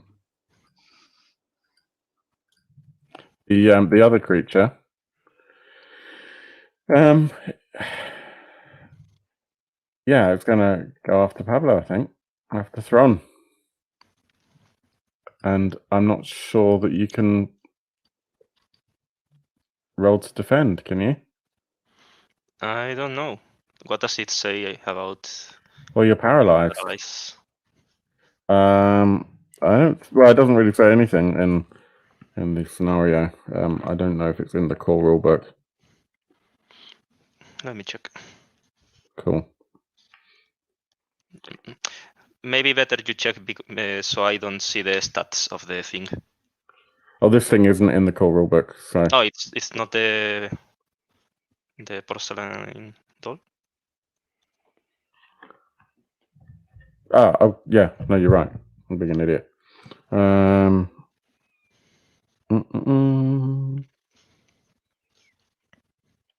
it's undead doll in here. No, yeah, it's exactly the same. Just as frozen with fear. But the stats are slightly different, actually. Okay. Your call. I probably can't attack. Don't know about defending. Right. Defend away. Yes. Okay. Let's see. Oh, yeah. 19. I might be scared to death, but Yeah. I You managed to flinch just for a duck moment. out of the way. Excellent. That's good. So now we are at the top of the round in you guys' initiative. So let's take it from the top and go clockwise. So Nick, would you like to let us know what is going to do?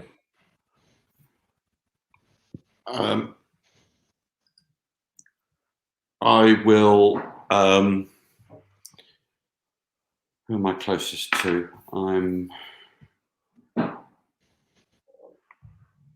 I'm probably closer to Thron, so I will attempt to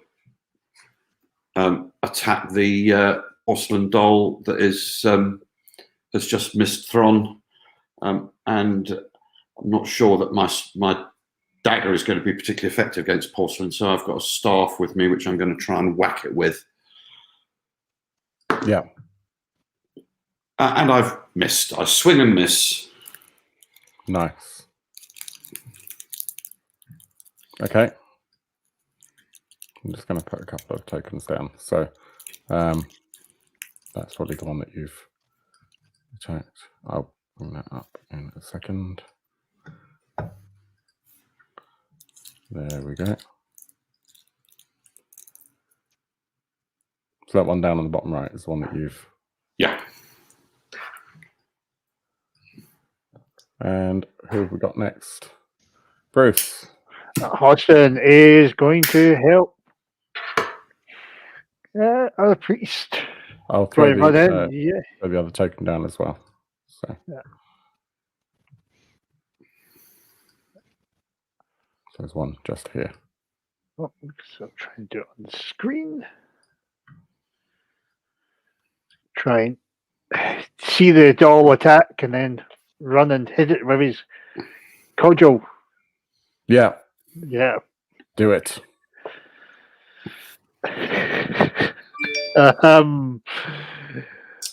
That is a natural 1. Do you I have think omens? I will spend an omen to re-roll that dice. I think that's probably a very good idea. It's still a miss. It's a 3, but it's not a 1. Yeah, that's probably a better thing. Yes. So that's suboptimal. Pablo, you can't do very much of anything at all. No, I'm there. So that leaves Erin. This thing has probably now let go of you and is you can feel it's about to drop to the floor.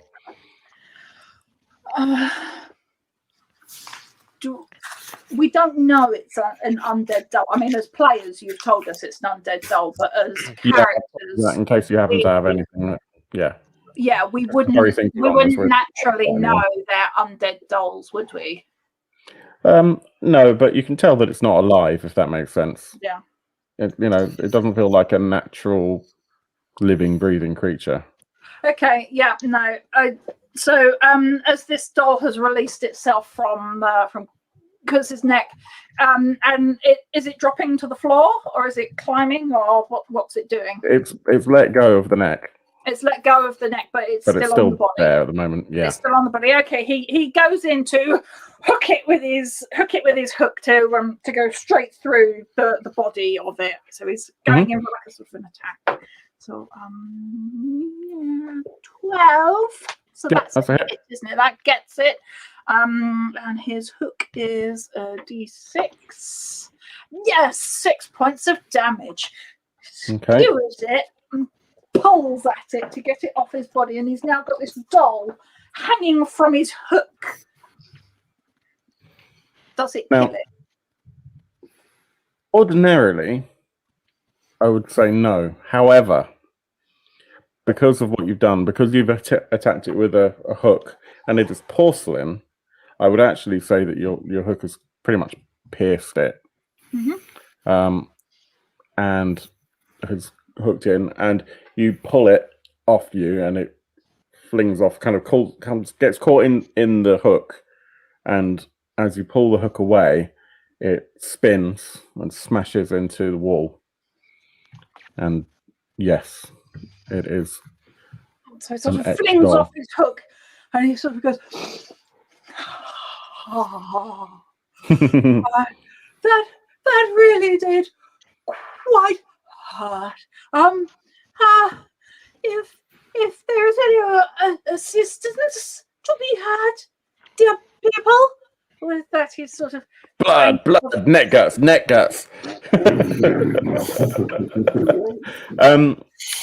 Pablo, do you want to do a morale roll for the other one? Me, you said? Yeah. Okay. For the one that was after you. So 2d6, right?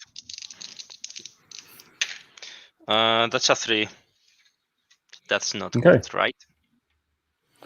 Let me just check what that actual morale is. Oh, it doesn't actually have any morale, so that was completely pointless. So they are friends. Yeah, idiot. Yeah, so it doesn't matter. Okay. So, yeah, there's still one around. And it'll attack Nick. This one is. Get rid of that. You are muted, Nick. I've rolled a 12, so that's cool. Excellent. Then Nick, do you want to do a retaliation?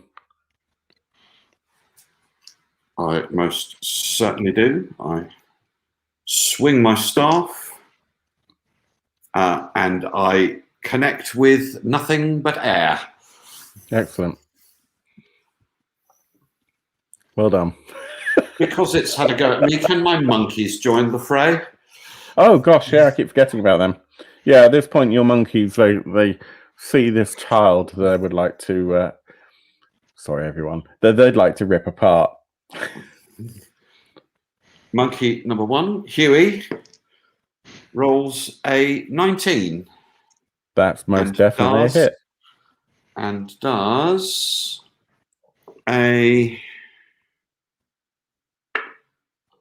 2 points of damage. It picks up the doll and bangs it on the floor in a sort of a simian fashion. And what does the other one do? Monkey number 2, Dewey, misses. Tries to grab it and misses. Tries to grab it, but his brother has already got it. So he's just looking there kind of grumpy. Cool. Bruce, what does Hostan do?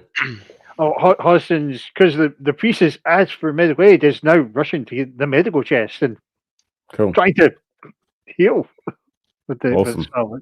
It definitely stops the bleeding, and he heals D6 with the dose. Cool. Pablo is still otherwise engaged. You've got one more round, I think. Twitching. And Cuts, what does Cuts do other than just bleeding everywhere? So, thank you, dear sir. He says, sort of holding the bandages and the healing herbs and whatnot for Hostan to his neck, and sort of sews it up a little bit. I rolled a d6 and got regained 4 hit points, so I'm back up to 5 out of 6 on hit points. That's really cool. Thank you for that. I thought, oh gosh, there's that porcelain doll thingy. It's a bit wild, wasn't it? Is there still one alive, or has the monkey ripped it to shreds? It's still alive, yeah. Okay. I guess. I'm not normally one for retribution, but a little bastard bit me. And with that, he storms over and tries to whack the one that's still available with his mace, and that's a 14. So that's a hit. Yes. He was, take that, you little bastard, and does 3 points of damage. Smacks it against the wall. Okay. Almost like golf club style. I'm sorry to tell you that it's still alive or undead. Yeah. But it's taken quite a beating. Taken quite a beating indeed. And it's going to go for the nearest thing, which is going to be the monkey that missed.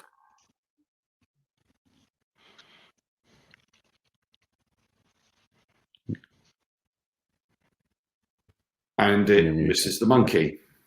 Excellent. Cool. Grabs Nick. Its teeth gnash at it and again meet empty air. Me with my staff is a natural 20.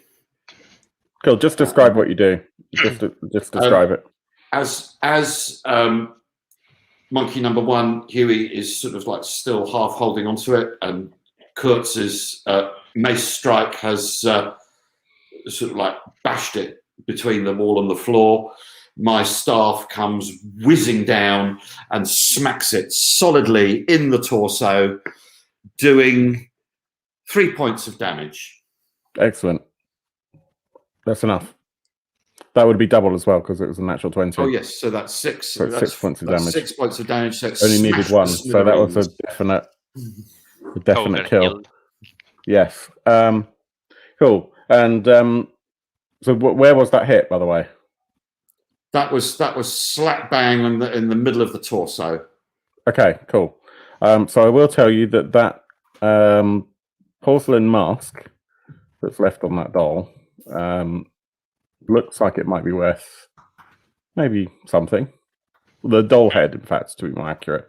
The doll head, because it's made of porcelain, you think it might actually be worth something on that one that is still relatively intact. We're all human beings, and as such, unlike porcelain dolls, we sometimes need to take a break.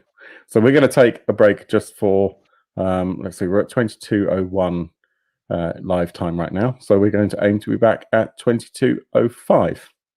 That sound good with everyone? Yep. Cool. See you very soon. Thank you, everyone. If you're enjoying this, please like, subscribe, follow, all that sort of stuff. Cool. We'll see you guys soon.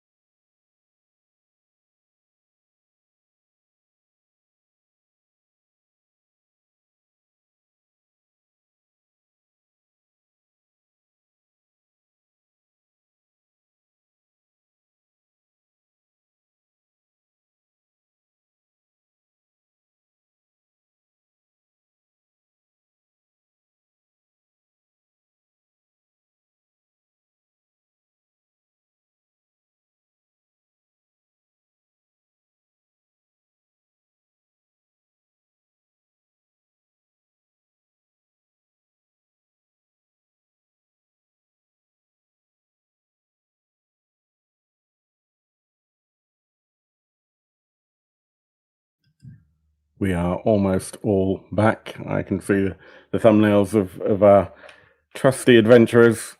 And thank you, everyone who's currently enjoying our live stream.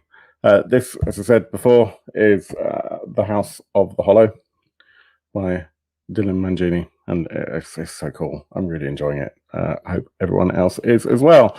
Mörk Borg, you can grab from Mörk Borg or morkborg.com. And I see that everyone is back. So without further ado, welcome back, everyone. Hope that we are all feeling well rested and refreshed. And we have just been attacked by a couple of porcelain dolls that just wanted to rest in the moonlight, in peace and quiet. The library is now again quiet. And just to reiterate what that looks like, it's the shafts of green light are filling the spaces between the shelves. There's a musty smell of rotted paper and mildew. The bookshelves are disheveled and collapsed. There are notes all around the floor, and only one of them made sense, which had some details about the tricentennial, which Pablo's character, Thron, experienced in the cellar. Is there anything else you want to look at in here? Thron just unfroze from his fear, and he was promised a successful hit, a glorious hit by the wisp. Yes. So he will take it. He will go towards the bookshelves and just smash one of them with his flail, dealing 8 damage, because that was the maximum from his flail. Okay. That's fine. So you do that, and the bookshelves collapse some more. And you notice behind that bookshelf what looks like a seam running around the wall. Just maybe no wider than a person, and around the same sort of height. A rectangular seam that you can just about trace where the it just doesn't look quite the same as anywhere else. A book falls at the floor, basically towards Cooks's feet. Cooks goes to pick it up. Oh, there's this book on the floor. Oh, what is it? Do I recognise the book at all? You don't recognise it, but Can I read what it says? Yes. It's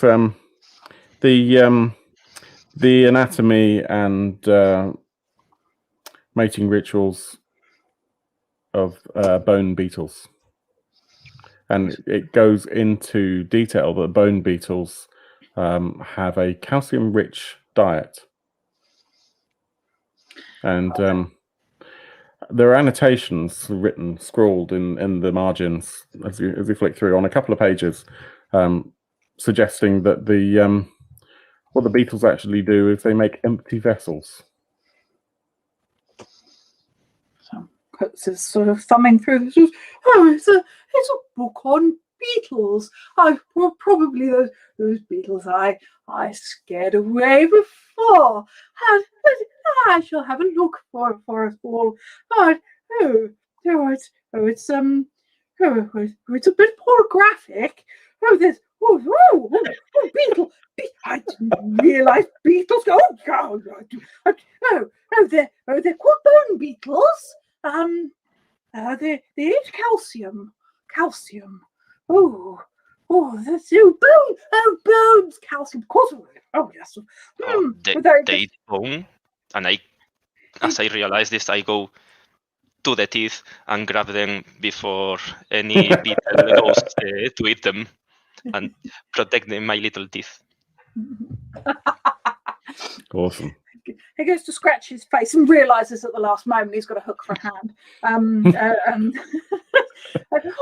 Oh, well, it says here they make vessels, empty vessels. Oh, well, probably like cups. I wonder if they like eat calcium and then poop it out and make cups like wasps make nests. Maybe that's it. Or maybe they make empty husks like the creatures that the beetles came out of in the dining room. Oh. With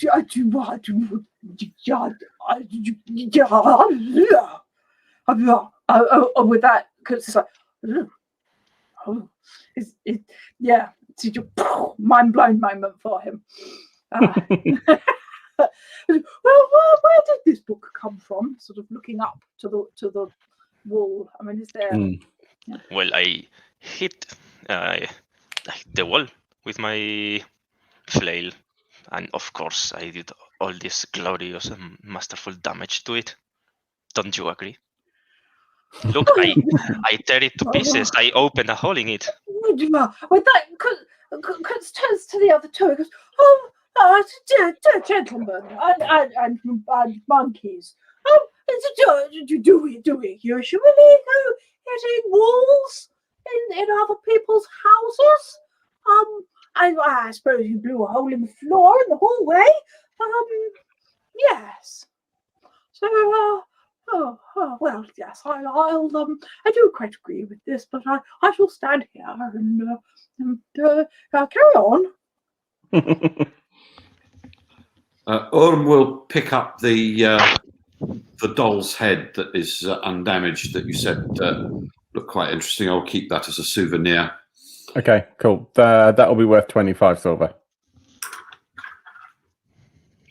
And just in case, looking at the outline in the wall that is conveniently door-sized, does there appear to be any sort of opening mechanism that we can see? 100% does not appear to be any form of opening mechanism. But you can see how this would at one point have been attached to a bookcase that has just seems to no longer be there. Like, you know, it's been destroyed by some sort of flail.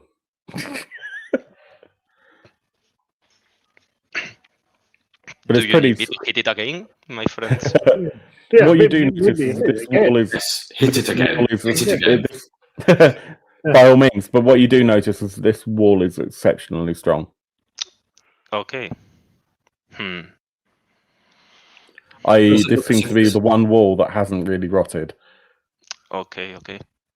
This sort of line or gap that makes the outline, does it look as if there's anywhere that we could poke something in to prise it open? It's more just like a very thin, almost like a I would say like a paper thin crease. It could almost look like it was just part of the wallpaper that had missed, if it wasn't for the fact that it also cuts off at the top.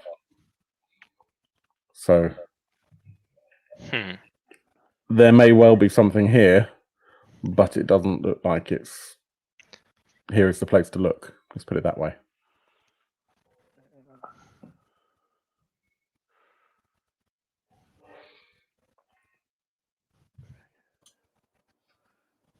You do have quite a lot of the rest of the house left. Yeah. Yeah, I was about to say onwards and upwards. Perhaps upstairs, yes. So as you enter back into the dining room and actually, not in the dining room, sorry, into the main hall, and actually step out there for the first time, really. And I'm just going to bring that back up on the map as well. Let's do that.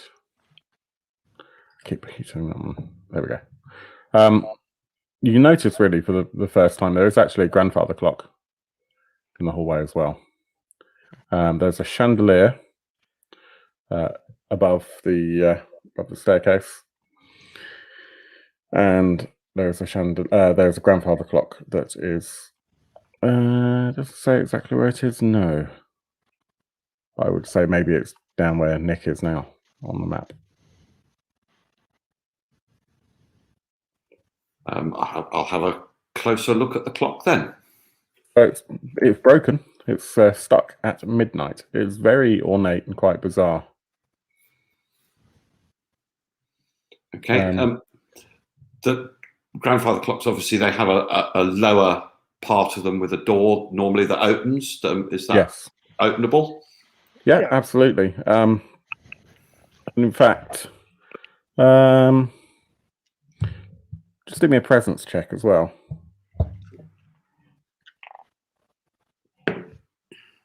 That is a 10. Okay, that's fine. You also notice that the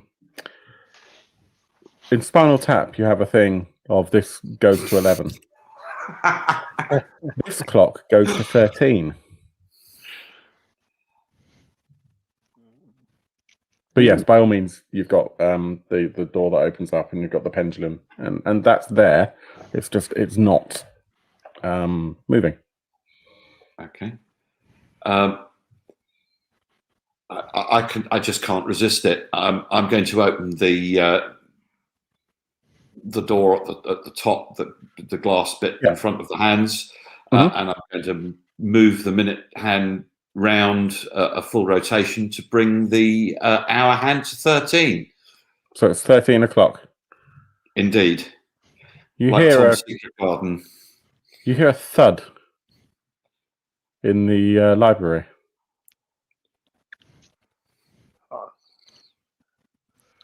And the Bruce, wizard is your doesn't character like. still in the library? Apparently, yes. So what? That's fine. So Bruce's character, because the token didn't get moved, so Hostan is in the library, probably just about to leave it, when he hears this thud as the wall moves behind him. Whoa! And the door just clicks. Does he fall backwards through the door? I think I've done something clever. Yes, I have done something clever. I've opened it. My genius has opened it. Yes. Well done, old chap. I was behind Orm when he was messing with the clock, and I tell him, the wizard doesn't like the number 13, but I think he will forgive you this time. Don't mess with numbers again. Cool.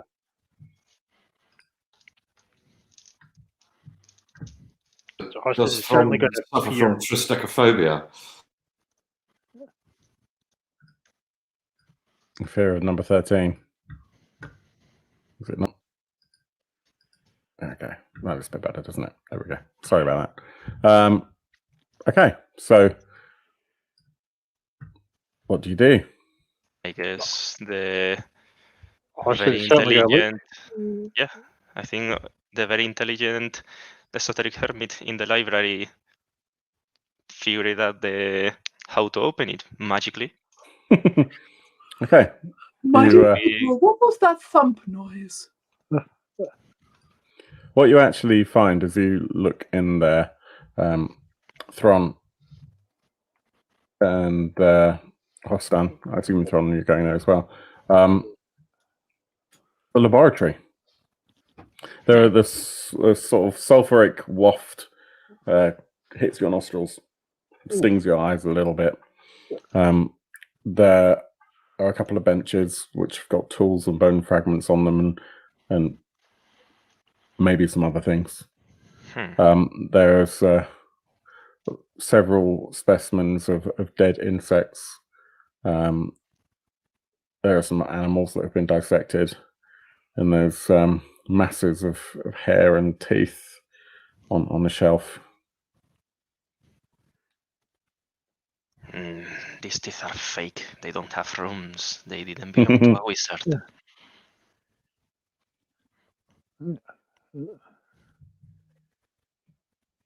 Around.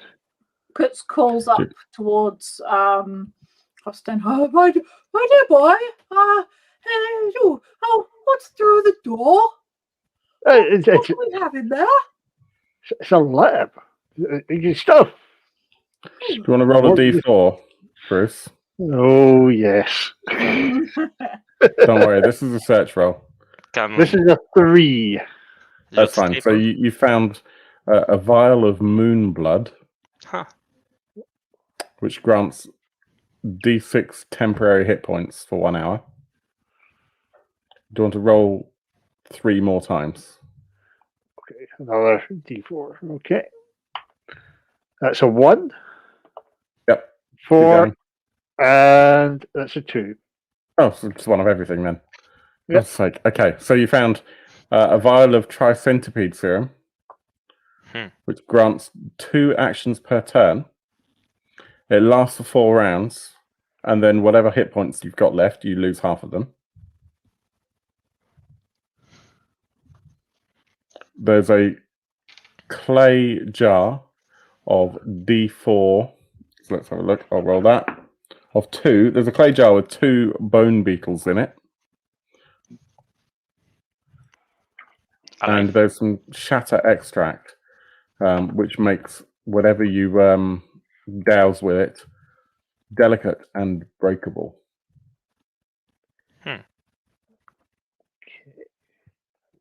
The stuff. So again? I was just pointing to the fancy looking liquors and that, and handing them to the priest and to gods and to anyone else who wishes to take them. Share Cool. amongst, not knowing what he's giving. Cool. Yeah, so that who leaves you with... Who takes Go on, Aaron, what? sorry.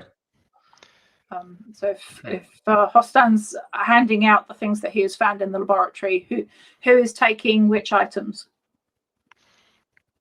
Who would I like feel which items? slightly drawn to that flask that smells like the thing I saw in the basement. If Yeah, anyone the else wants it, tricentennial serum. Yeah. I give it a smell and say, Yep. Curious, familiar. Kutz takes the jar with the 2 beetles in it. Are the beetles alive or dead? They're alive, and from what you've read in that book, you think that they will just attack the nearest vertebrate. They have an insane hunger for calcium. Okay.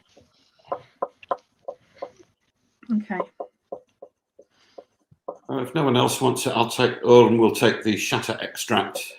Yep. It lets targets become delicate and breakable. And then I guess Hostan is left with the Moonblood, which grants D6 temporary hit points for an hour. There are still specimens on the shelf as well. And I would say also that because we didn't find it in the other room, because I'm a terrible GM, Hostan, you also find a scroll. And that scroll is Light Lust. Target is compelled to move toward the brightest visible light source for 5 minutes.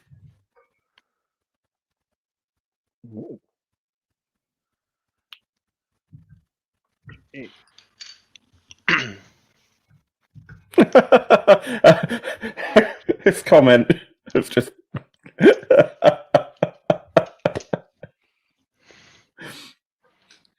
Well, I Thank could you, strum Samuel. on, Thanks for watching. strum on the harp to point out that. Thank you, by the way, everyone who's watching. I hope you're enjoying the show. Please like, subscribe, and all that sort of stuff. You can have an inspiration. You can have what's it called? An omen. You can have a free omen for that, Samuel. Kutz can very faintly hear these 2 beetles tapping and singing away, and we need somebody. We need somebody. Help! Not just anybody, but only a vertebrate. Help! We need some vertebrates.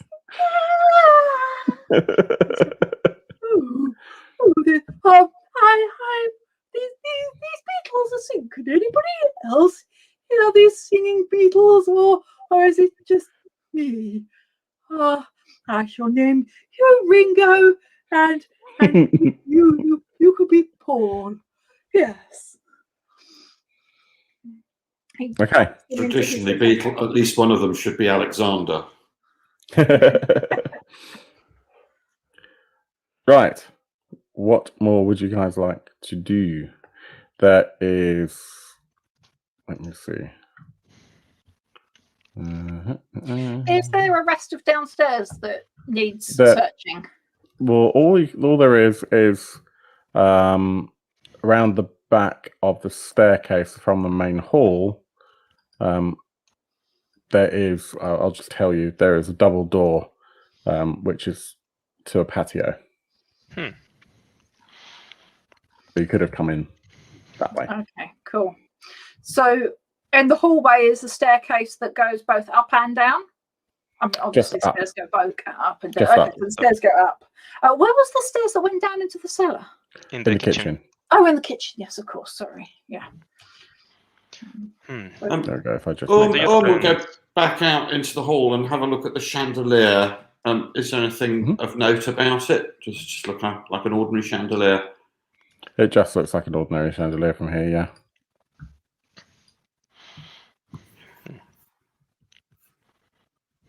Let me see if there's any further descriptions about it.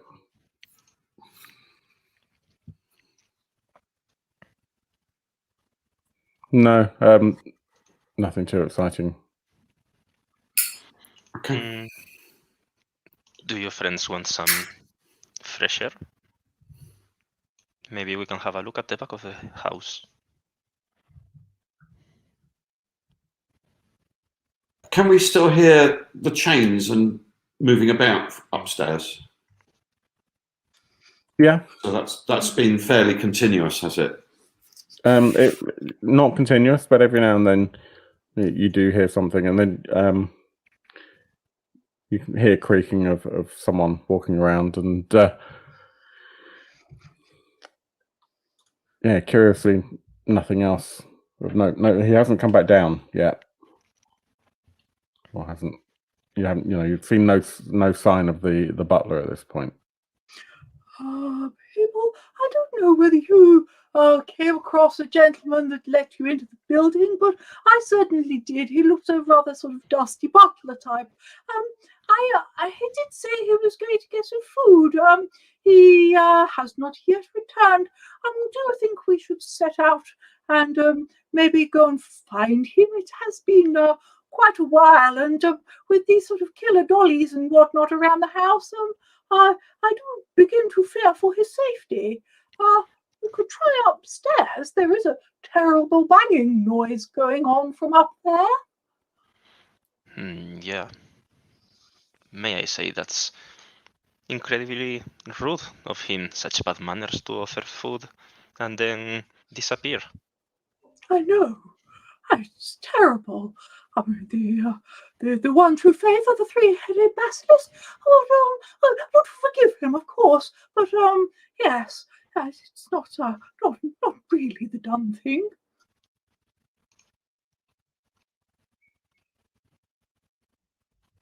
What do you want to do? Kurtz wants to go upstairs. Is that what he does? Orm thinks that upstairs needs to be investigated. Let's go. Okay. Yes. Holster will slowly fall up behind. So are you all going upstairs together? Yeah. Okay. Kurtz leads the way, shining armor, cloak pulled back, shining red armor with all sort of blood stain down one side now. I think with his mace in one hand and his hooky hand in the other. Follow me, people. I think we should. Yes, let's do it. Let's go. And sort of heads on up the stairs. Okay. I need you all to do a DR12 agility save, please. Ooh, natural 20. Nice. 17. That's a 12, but I have a -2, so 10 for me. Yeah, it's 10 for me as well. Okay. I think that's a fail. I need you both to roll toughness. Sure. DR? 12. 12, yeah. Natural 20. 14. Okay. You both collapse. Well, let me rephrase that. And Hostan managed to go, huh? And put their backs to the balustrades either side of the stairs, as Thron and Cuts are dropped to the floor beneath into the cellar, as the chandelier just crashes down into the stairwell. Uh-oh. As Kutz falls, he goes, "Oh look, a broken light fitting!" And Cuts then does a superhero landing. cape billowing behind him, shiny red all over. And Strong is like, damn, not again.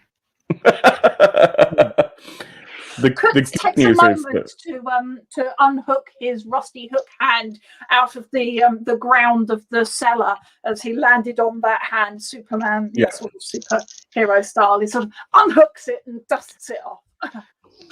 Wizard, give me your luck for now. Yeah. No sixes. Okay, cool. Pablo, do you want to roll a d6 anyway? Sure.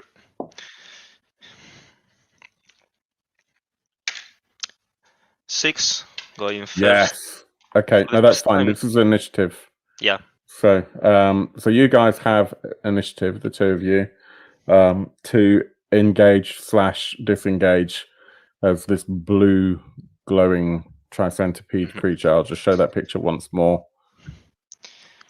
Do we see anything else around us? The description is as follows. It's pitch black. It smells awful. Okay. And there are skittering sounds. Now, there is a lot more ambient light, so it's no longer as pitch black as it otherwise would have been. And you can see in front of you, between you and the tricentennial that's glowing blue, faintly blue right in front of you, are 3 half-eaten corpses that have clearly been killed in the last few days. So this thing is being kept alive, quite clearly. Disgusting. Yeah. So you can do what you like. You can attack. You can run. I would suggest thinking carefully about that.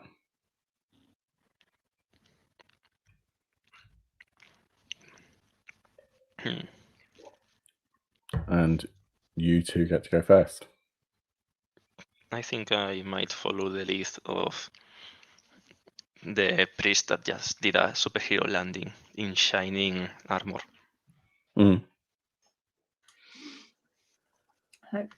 Kutz sort of stands up, takes one look at the tri-headed centipede. Goes, I read about you. There's quite a precious little alchemical thing in your lovely little skull. I do. Oh, with that, he starts backing away. How big is the tri-headed centipede? Human sized? It's eaten a horse. It's 3 horses, in fact. So each head is half eaten a horse. Does he go in for it? It's he. Yeah, I'm. Hang on, I'll let the dice decide this. He overcome with the whole sort of memory of when he first arrived and managed to vanquish the dining room of enemies. That sort of flashes back in his mind, and he's sort of, yes, maybe this is what the three-headed basilisk. Three-headed.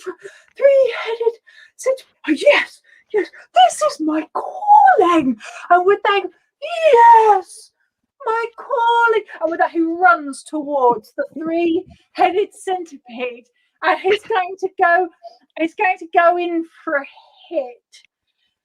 Okay. We'll see if he hits. 10. No, and I have no omens to spend. So he runs skidding and then sort of skids on the floor of the cellar as he comes running up to whack the centipede. He doesn't hit the centipede, he misses. And goes, oh, good. Maybe it was a warning. As he sort of goes skidding in towards this centipede, I guess. Thrawn, what do you do? This is the second time that Yeah. he has found himself here. So if you want a piece of me so hard, I guess I'll have to give it to you. But I'll Nice. first get one from you, and I am gonna pop open the Tricentipede serum and gulp it all down. Yep. So just a reminder for our viewers, Tricentipede serum is 2 actions per turn for 4 rounds. So And then my that means HP is halved. halved afterwards, yes. Mhm. Unless it says then lose half your current HP, so I wonder if that means whatever your HP is right now, I you lose half of that. when it ends. I don't know. Yeah, well, let's do when it ends. It's fine. Just Let's see because how it otherwise you're goes. just going to die, which is Yeah. fine, but at the same time, it's not quite so fun. Go for it. This is our last glorious stance anyway. So first, he's gonna go all out with a flail. So first, Yes. come on, Come on. 17 hits. Hit. 4. Okay. Second, a natural 1, and I have no omens. Oh dear. Oh dear, indeed.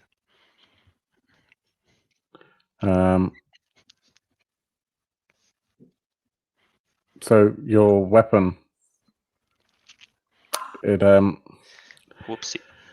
it's a flail. So yeah, you go to attack it with your flail, and the fall when it fell, actually part of the flail got caught in the chandelier, and you had to wiggle it quite a lot to remove it again, and that link has been broken.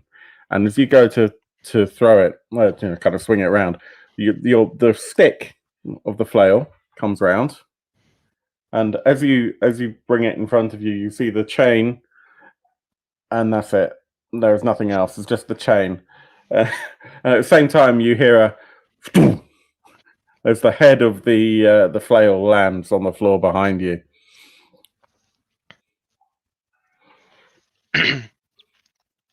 Oh dear. Yep. The Tricentipede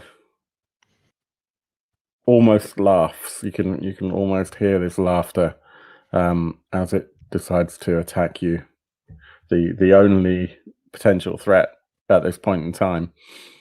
You're going to need to roll your defense.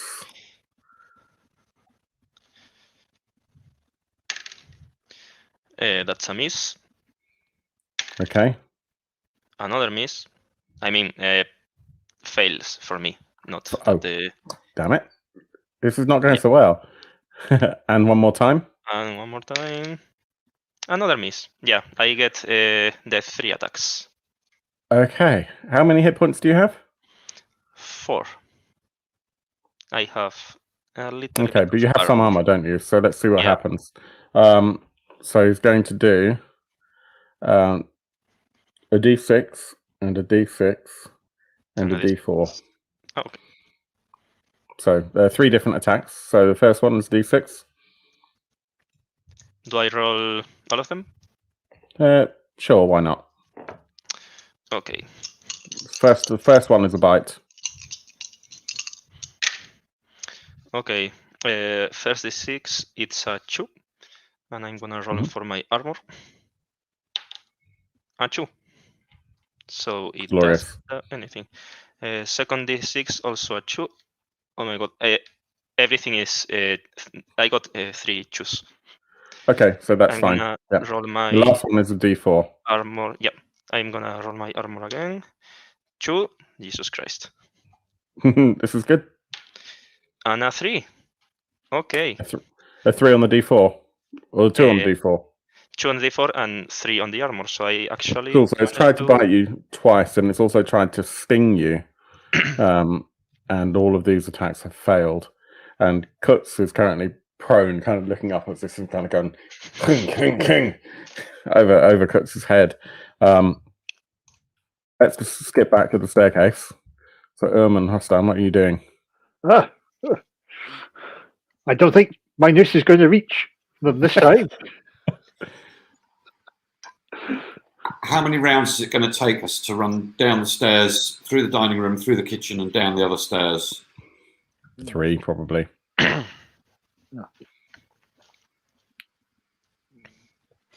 Can you throw anything at it from where you are?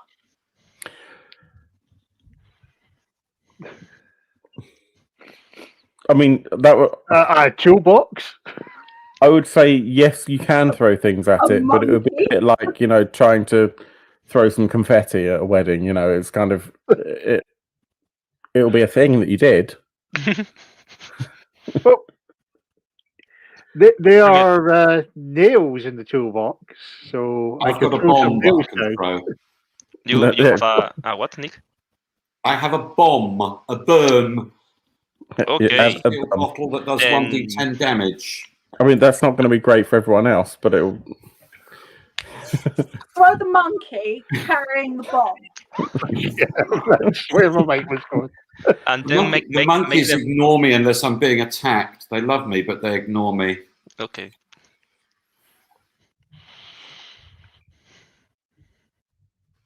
And Hamfun died, didn't he? Yeah. Or have you still got Hamfun? He has. I killed him. I killed him with my ancestral sword, which then vanished. Yeah. Yep. Chuck the bomb. In the only run that the sword was unsheathed. Yes. I chucked the bomb. Well, Hostan, there's not really a huge amount that we can do, is there? I mean, I don't even think my music from my harp will even soothe this beast. It's so enraged. Shall we start making our way down the stairs and see if we can get there in time to finish it off after while it's digesting Kutz and Thron? I mean, it's Kutz and Thron. It's their initiative next, so it's more about whether or not you guys want to go back down and try and help them.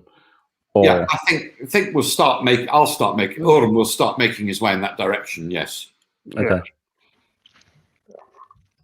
Carefully fall. Yeah, no problem. As long as you don't stomp around. So it's going to take you at least a couple of rounds. I guess if you're running, which you probably are, then it will take you 2 rounds as opposed to. Well, actually, I mean, let's face it. Realistically speaking, you're not doing a move. You're only doing movement actions. So yeah, 2 rounds is fine. So that will be your first round. Exactly. 2 rounds. Yeah. So okay. In fact, we've had. That was 1 round we've had. And then we've actually. This is going to be the second round, isn't it?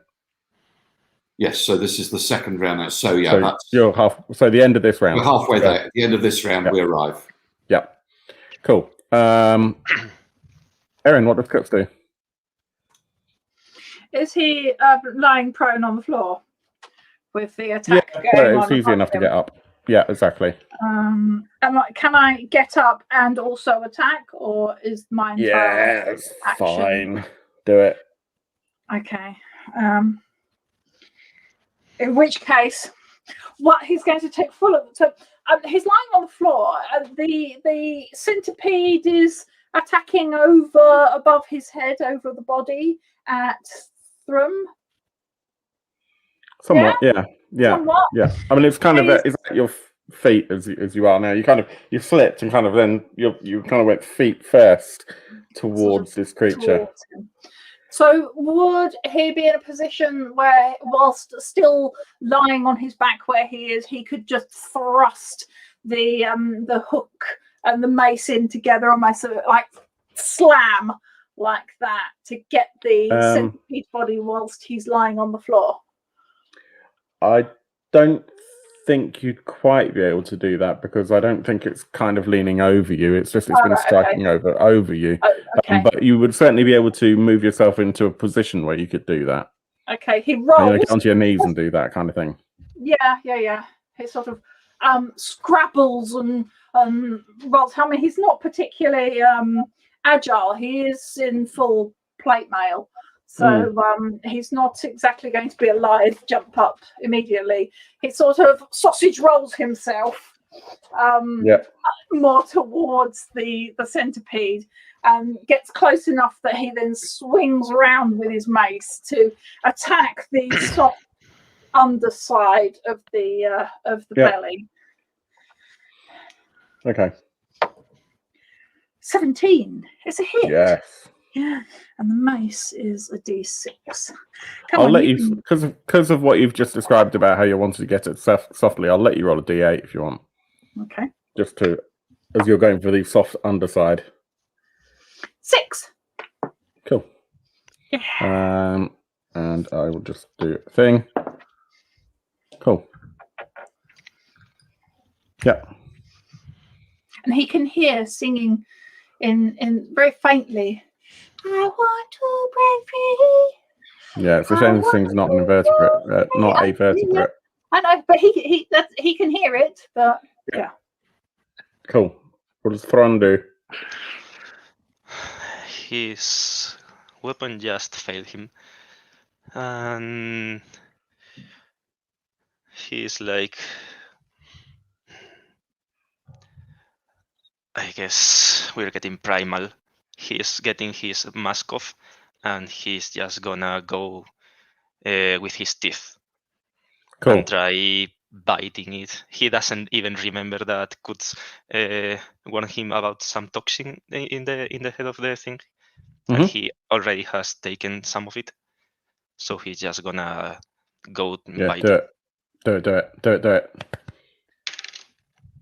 it. That's a fail.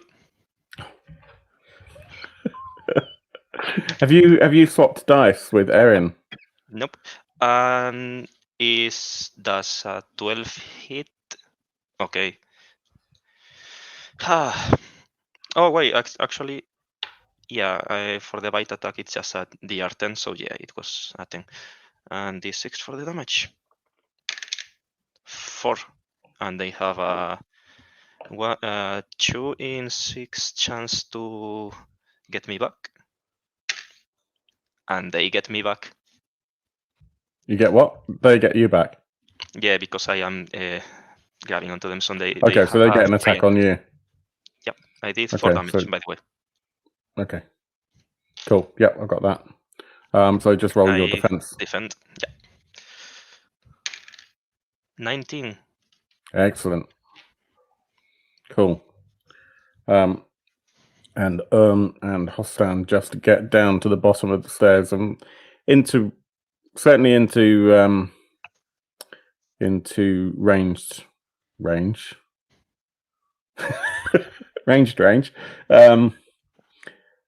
Just to see as the this 3-headed centipede, tri-centipede that you saw before,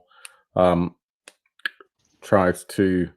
I think what it would do here is it will attempt to attack Thron with one of the heads. Okay. So roll your defense. Would you believe it? Another natural 1. Oh, you're kidding. Well, I know what I do when this happens. But mind you, it's a defense, isn't it? So yeah, it gets a fumble defense, double damage. Okay.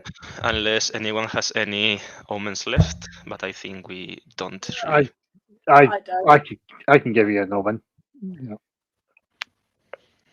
Yeah. Austin will use up one of his omens, so it should leave me with 2 left. Oh, okay.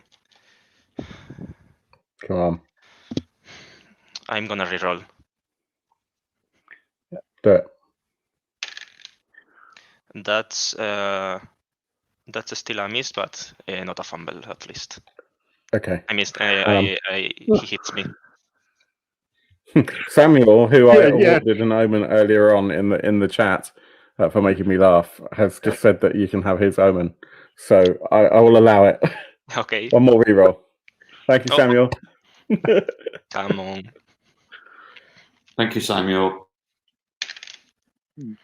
It's still What the fail. fuck? Okay, but it's not a fumble. So No, roll it's your my defense. You Sorry, can your use one armor. of my omens My as well. You can use one of my omens as well. oh my god. Okay, I'm changing dice though.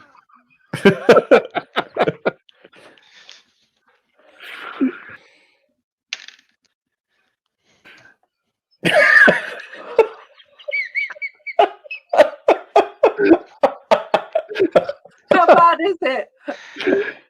It's the same result I have rolled maybe 2-3 think- times already. A 4. It's not a the fumble. gods are telling you that you're going to take some damage. Yeah. So you get hit.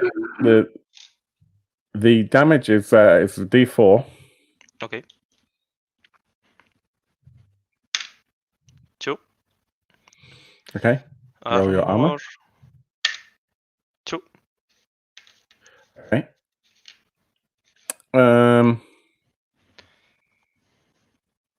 So although that doesn't really hurt you, Mhm. I think just because you rolled so fucking poorly, Yeah. it does deserves it. it breaks your skin. Can you do a toughness test? Of DR10. course. Yep. That's an 8. Fail. Okay, you fail. So you're paralyzed for 1 round Okay. as it stings you. Yep. The second head is going to attack Kutz. The wizard has abandoned me. Oh dear, that doesn't look good. It's a 9. Okay. Yeah, that's a hit. 9. Yeah. So it might be. Okay, what damage am I rolling? D6. D6. Poo. 6. And my plate armor got it got It's a the D4 tier. now. Yeah, it's a D4, not a D6. So here we go. 3. So I mitigate 3 points of damage. So I'm down to 2 hit points again. So Okay. how does it attack? There's a bite. It's a bite. Mhm.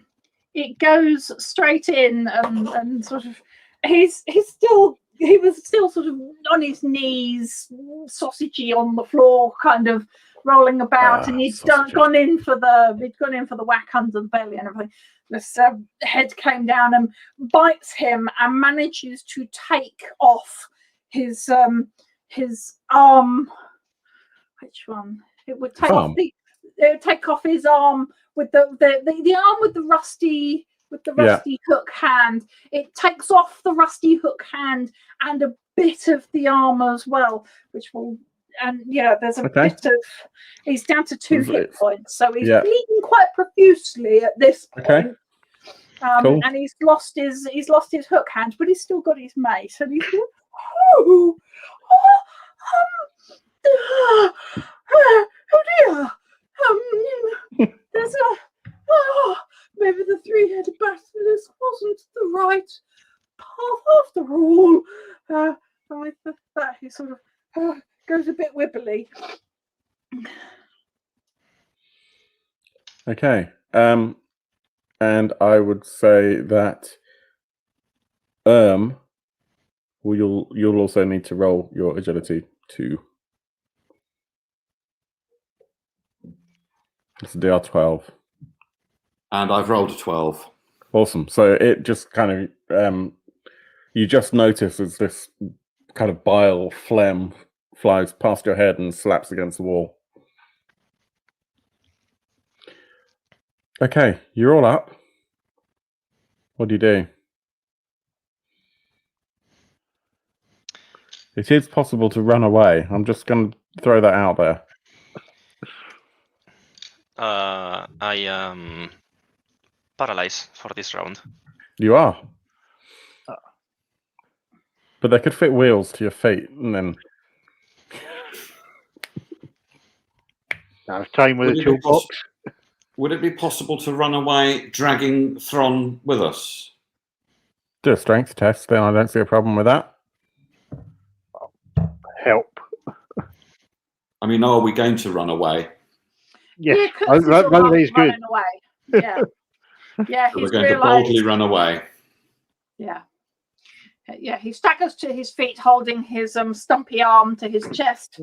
Oh, I think we should be getting out of here, chaps. Yes, yeah. Let's just help Thrum. With that, he sort of tries to hook If what he it's can. if it's a DR12, I've just succeeded on a strength test. Oh, that'll do. That'll do Nice. nicely. And the monkey pick it up and carry him out. Now, Kurtz, I think if you're going to run away in this round, I would say you're going to have to just basically avoid a free attack. Yeah, fine. Easy peasy.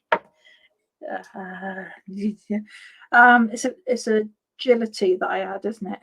Yeah, 14. that's fine. So you managed to just retreat back. So you get to the stairs. And I think it's quite clearly not going to follow you up the stairs for whatever reason. I Keep hate going. it. I hate it with my life. What are you going to do? Kutz is going to run up the stairs Okay. and back into the kitchen area. He's looking for something to staunch the bleeding from his stumpy. Yeah.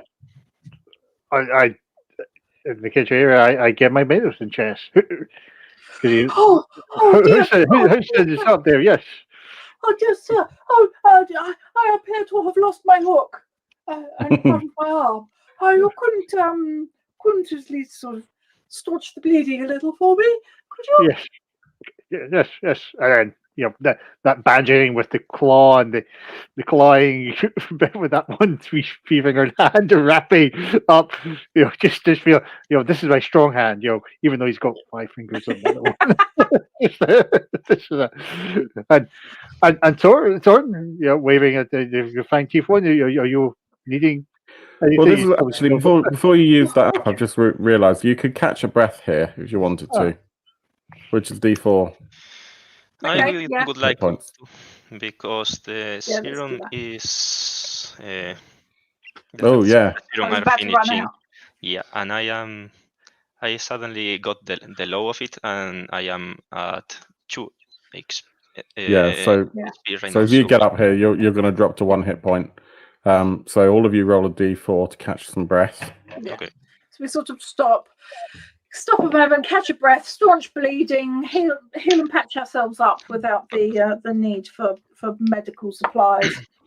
Yeah, and of course you've never been in the kitchen before, really. Obviously you've run through it. So just to remind you, the pantry is kind of rickety cupboards. It kind of smells of moldy grains. It's caked in chalky dust everywhere. And as you kind of take that breather in the green tinted moonlight through the green windows, you notice glowing, floating in the air, in that moonlight, just in those streaks of moonlight as they come across the room, almost like green glowing jellyfish drifting like this. Inside the kitchen or outside? Inside the kitchen, just where the moonlight is streaking down through the window and hitting the wall, crossing your path. There was no mention of jellyfish. It was only beetles and triceratops thing mentioned in the books. Are the jellyfish still there once they're out of the moonlight? So you can see them in the shaft of moonlight, but are they? No. I wonder if then doesn't still seem to be there once they get out of the shaft of moonlight. Correct. Okay, cool. So it's the invisible spooky jellyfish. People, could anybody else see the spooky jellyfish? Or is it just me in the moonbeam? Perhaps I can strum them a soothing song. Maybe they'll be friendly. They are crossing the beam of light basically is kind of crossing your path. Yeah. But they are quite clearly kind of ethereal, if you like.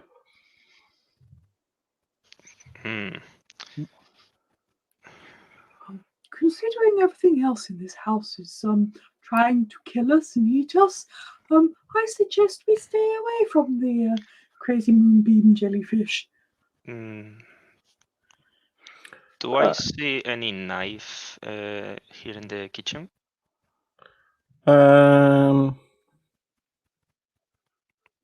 Sure. It's just a basic. It's like a bread knife. Yeah. I grab it and I pat and slightly poke one of them to see how it reacts. It just seems to go straight through it. Okay. But it doesn't do any damage. It's like Yeah, I almost wasn't like trying to actually an hurt it. illusion. Yeah, exactly. Yeah, but more like if you do, it just kind of absorbs into it and then comes out the other side. Okay. Is there any way to get back out into the dining room without impinging upon the beam of moonlight? You think that it might be possible. In gameplay terms, it's an agility test.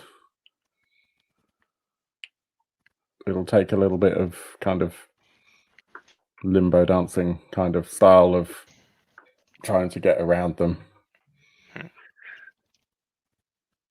So, would you like to attempt that?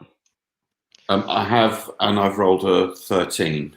So I have limboed. You managed to get past them without any problem.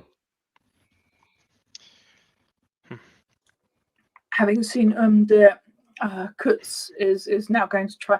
Oh, that looks like a very simple thing to do. Made that look very easy. He's wearing full plate mail armor, which doesn't really help with agility. No, it doesn't. You can tell this by the fact that I rolled a 6. Okay. Is anyone else going to try and do this as well, by the way? I see the more intelligent companions, and I will try to do the same as them.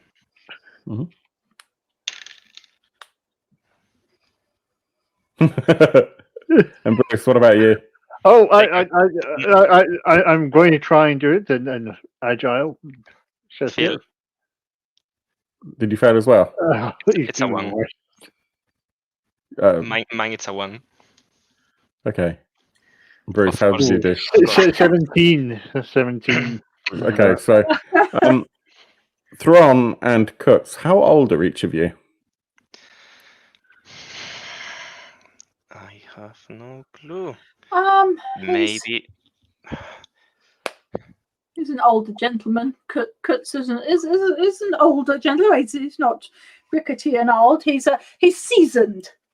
He is certainly a seasoned Templar type priest. Veteran. Yeah, seasoned veteran. Okay. And Thrawn, I guess he'd be like 35, but probably looks older by the looks. So what happens is, Kutz, you try and get through this as best you can, but you are struggling with how heavy your armor is, and the gap that you need to get through is just slightly narrower than you're able to.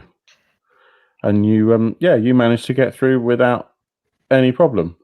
You do notice that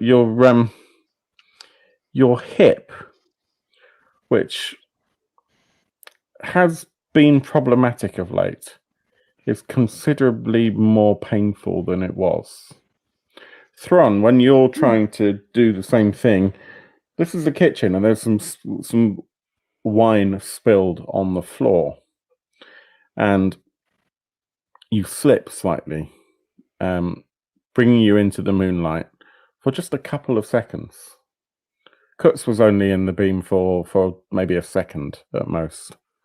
But Thron, you notice for the first time your eyesight's not quite as good as it was. You're really struggling to just pull sharp focus.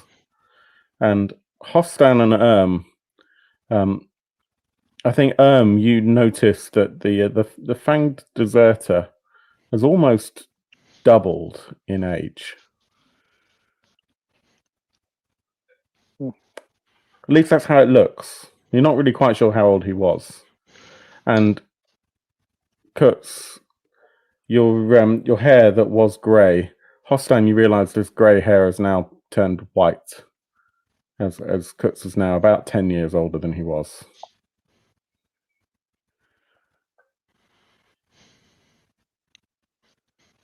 I pat my eyes and try seeing my hands and check the difference. Yeah, you see that your hands are kind of more wrinkled than you remember. And You've added about 20 years to your age, by the way. It's what? just that you looked older than you're about 20 years older than you were. Okay. And then after that, I start feeling my teeth with fear because that's my most prized possession and friends. Yeah, Hopefully and as you reach up, one of those teeth just falls into your palm. Oh no! Just one. It's not going to affect your attack, but it's the beginning of the end. Yeah, you're now 55. All is lost. Sorry, Nick. Harsh. I know. Hey, I'm in my 40s. It's one of those things. Okay, so you are back in the dining room. Yeah, look at how old they are. Perhaps if you go the other way, maybe you'll become younger. Yes. It'll be like my kind of plan. How I opened up that lab. Yes, maybe that will work.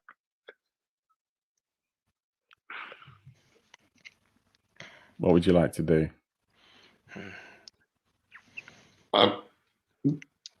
Maybe we should edge up the ruined staircase again. Yeah, we have some business left in the attic. I am going, since I have lost my flail, but I am used to swinging. You've got a bread knife now. Yeah.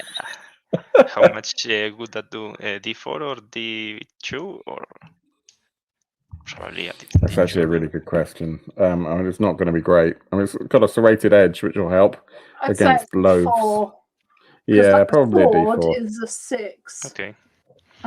I am. Wasn't there a short sword lying around from one of our previous companions? So, the one that Makari had Makari had a mace that I took. But the dude out the front. Oh yeah, so Yutna, the first guy, he had a short sword on him, and that did D4 damage. So it'd be a D4 because the knife is D4 as well. I am going to try opening the entrance door to see if I can grab that short sword.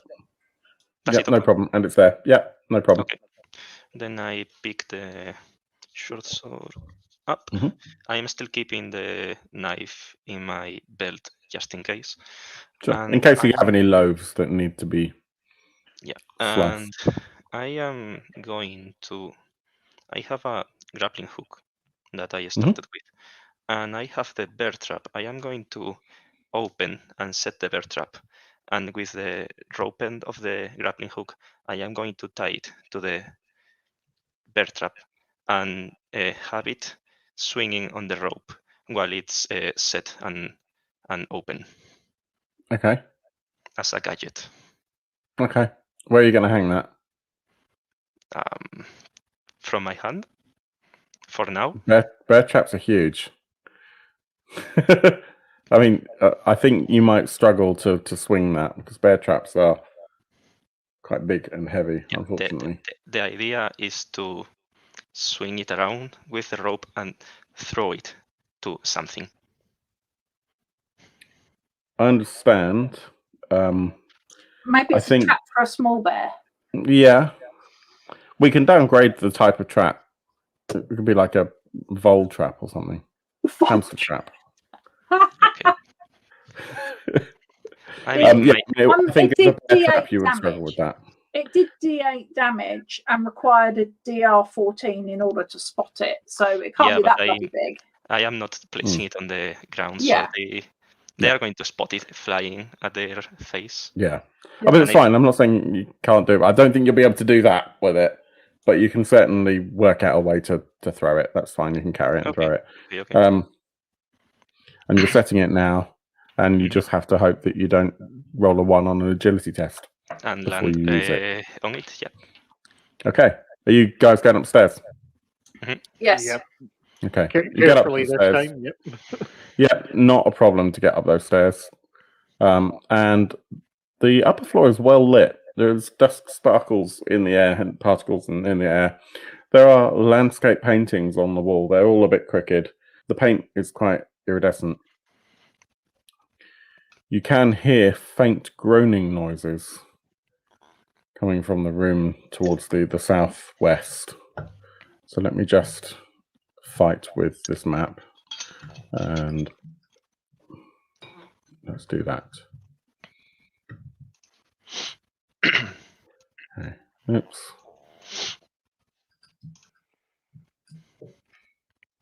You are now here.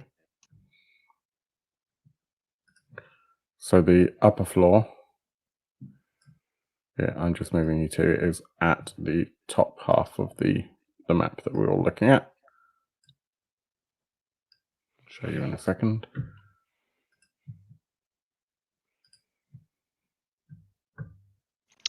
And is that like a balcony around? It is. It's exactly like a balcony. Hmm. So, Okay. from what you can see here, yeah, there's a double door, patio doors if you like, and there's a balcony out there. The doors are locked, and on the walls, as I said, there are landscape paintings, and you can hear groaning noises coming from. Let me see if I can just do this. Groaning noises coming from sort of this direction here. Okay. They're very faint. Kurtz gets to the top of the stairs and looks around. Sort of Spots the slightly crooked paintings. Okay. And then heads to the round to the left, heading towards the sound that he can hear. He sort of turns to the others and goes, "Oh, I'm going to go and inspect the sound that we could be hearing. It would be appreciated if we did it as a group." I'm taking a. No, you go. I'm taking a closer look at the paintings. You say they're landscapes. Are they? I mean, what sort of landscapes? Are they anywhere that I might recognise? Hang on.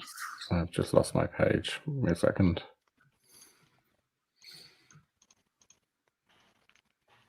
You take a close look.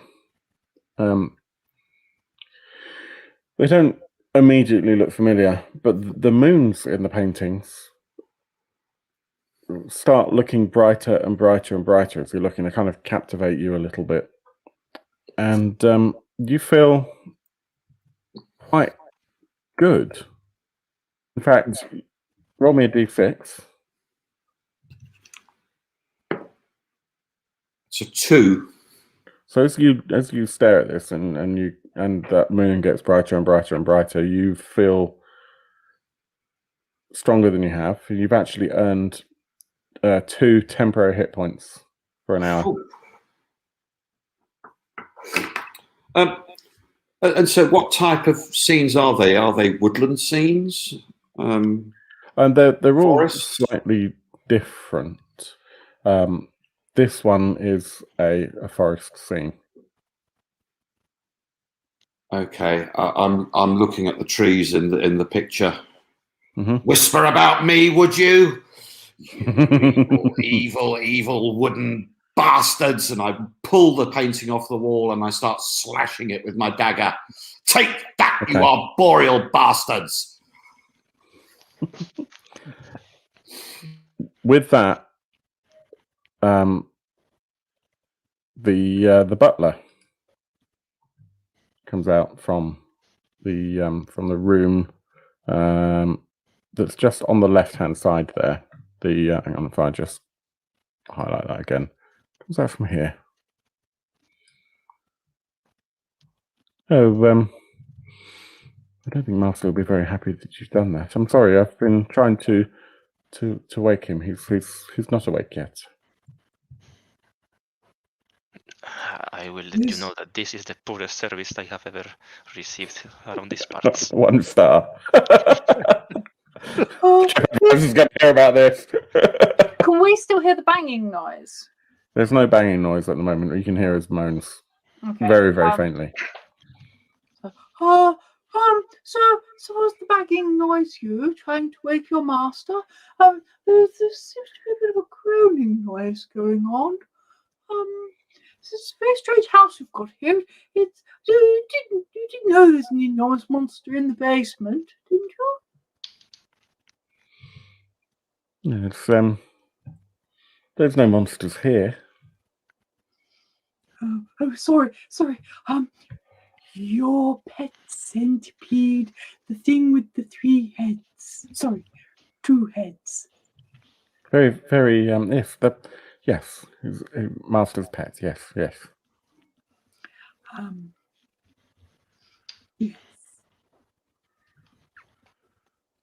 Should we go to wake the master up? We could help you. But yes, I do agree No, with he that. can't be disturbed. He can't be disturbed. Then why were you trying to wake him? Can't be disturbed by you. Well, I have to agree with my dear companion here. Your hospitality and service have been less than stellar, shall we say? Yes. You offered us nourishment, yet we have yet to receive any. He's waking up. He's waking up. It's just taken longer than I thought. Was the cheese not good? The cheese and the bread, it was the best we had. I do not know of any cheese or bread. There was some cheese used in a burial ritual earlier, but none of which I partook. If your master isn't feeling very well, we have some of our friends here have some medical knowledge. They might be able to take a look at him. He's fine. He's waking. He's waking. Nonetheless, I think we could take a look at him and maybe thank him for letting us stay here. Or, I don't know. Or give him a piece of our minds. We will see. It's perfectly fine. He'll be awake soon. So what do you do? What is to the right You in have- terms of okay? So we've got Okay, come so up you've the got stairs 3 and doors, turn left. basically. Come up the stairs, turned left. There were some paintings at the top of the stairs, and then looking at the map, there seems to be quite a sort of. Is that just a solid wall? No, Or where is each of those little there- bulges are, let me just bring that map back up. So where each Yeah. of these bulges are is in fact a door. So there's a door Okay, so there's a there, door there's there. a door here, There's a door here. You could hear faint groans from this from here. He has just come out of here. Let me just see if I've got a token for him. And yes, I have. So directly in front of us is a wall with those painting-ons that was looking at, and he's come out and he's having a chat with us there. Yeah. So I would say Pablo. But there's no. But the rest of that is wall. Rest of which? So to the north of where we are. Okay, there's the patio doors leading out to a patio. Upstairs. Yes. Okay. Like a balcony, sorry. But a balcony. Okay. Doors. Okay. Yeah. Same level as we. Yeah. Kutz is going to clearly the butler is being a bit evasive and doesn't want us to go that way. So Kutz turns around and goes to walk through the patio doors out onto the balcony. Okay. Patio doors are locked. Oh, well, maybe I would be going that way then, and walks down towards the other way, down to here towards that door over there. Then, if he can't get through the patio doors, because he doesn't want to be a bad guest and break the door down to get onto the balcony. If I see Kutz trying to open the door, I'll say to the butler, "Didn't you open the front door? You have some keys there. Make yourself of use and open the door for my friend, won't you?"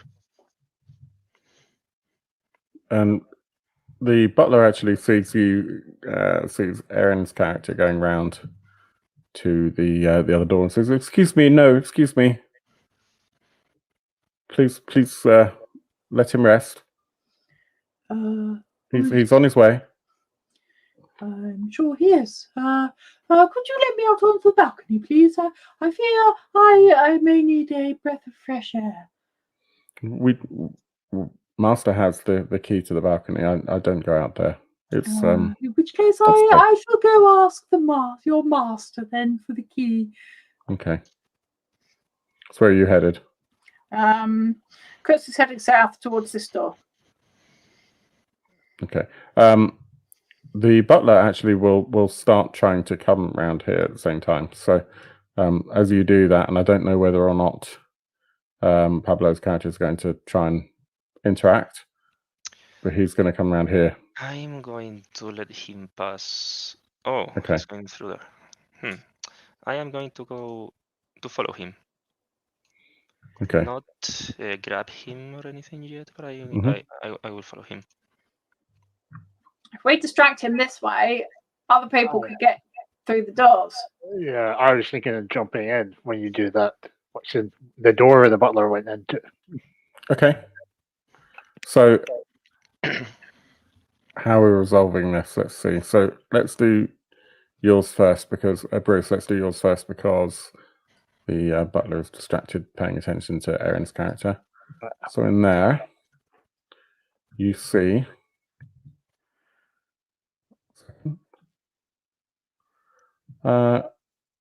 Smells of body odor in here. Smells like bloke. It's very well lit by green moonlight. There is a bed. It's pretty moth-eaten. A simple frame. There's a wardrobe, which is quite battered. A wooden wardrobe. There's a standing mirror, and there are some crumpled notes that are on the side there. Well, I'll try and have a look at the crumpled notes too. Okay. So we'll pick it up and be nosy.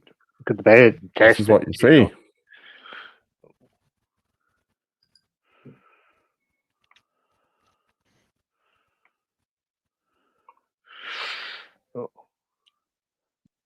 Hold them up to the mirror. The gibberish. I mean, who puts them up and put up one to the mirror? I mean, this writing gibberish. It's all mad writing. It's right. That's the way it is. Okay, you hold it up to the mirror. And then try as you walk over to the mirror and you look into it, you actually see, as you see your own reflection, you can see the moonlight passing through your flesh and you can basically see your skeleton just faintly through your skin and your clothing. Oh, And as you hold those notes up to the mirror, that's what you see.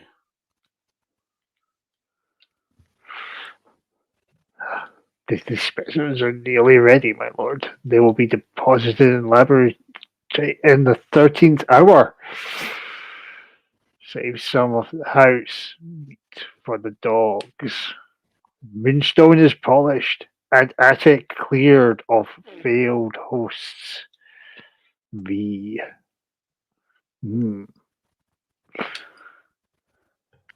But I haven't seen anything that tells me about a 13th hour. The grandfather clock opened the secret door in the library when it was turned to the 13th hour. Yeah. Yeah. Houston didn't know that though. Of course. Houston did something clever in the library. Tell you. It's exactly where you were standing in the library. You hit the panel on the floor. Yeah. Okay.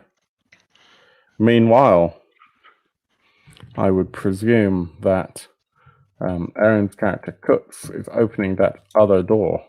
Hell yeah. Okay. Actually, let me just also do this. So. Takes a step in and looks about him.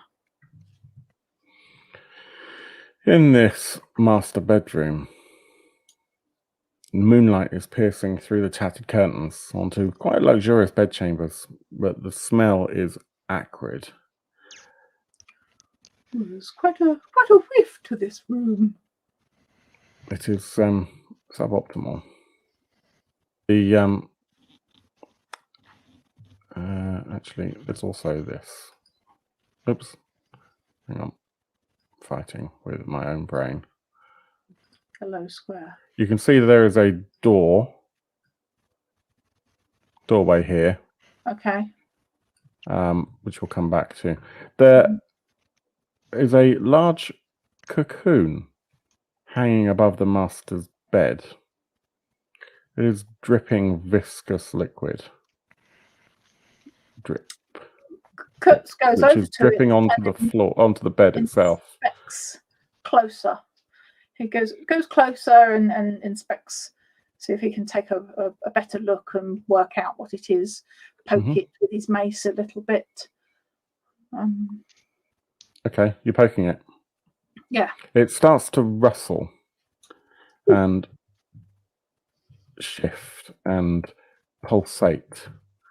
During this time as well, this will happen. So you'll get to about here probably. The rustling noise. Sorry, I need to show this on the map as well. My apologies, everyone. So there we go. So Aaron's character has come into a master bedroom, and the servant has come down round here, followed by Pablo's character Thron.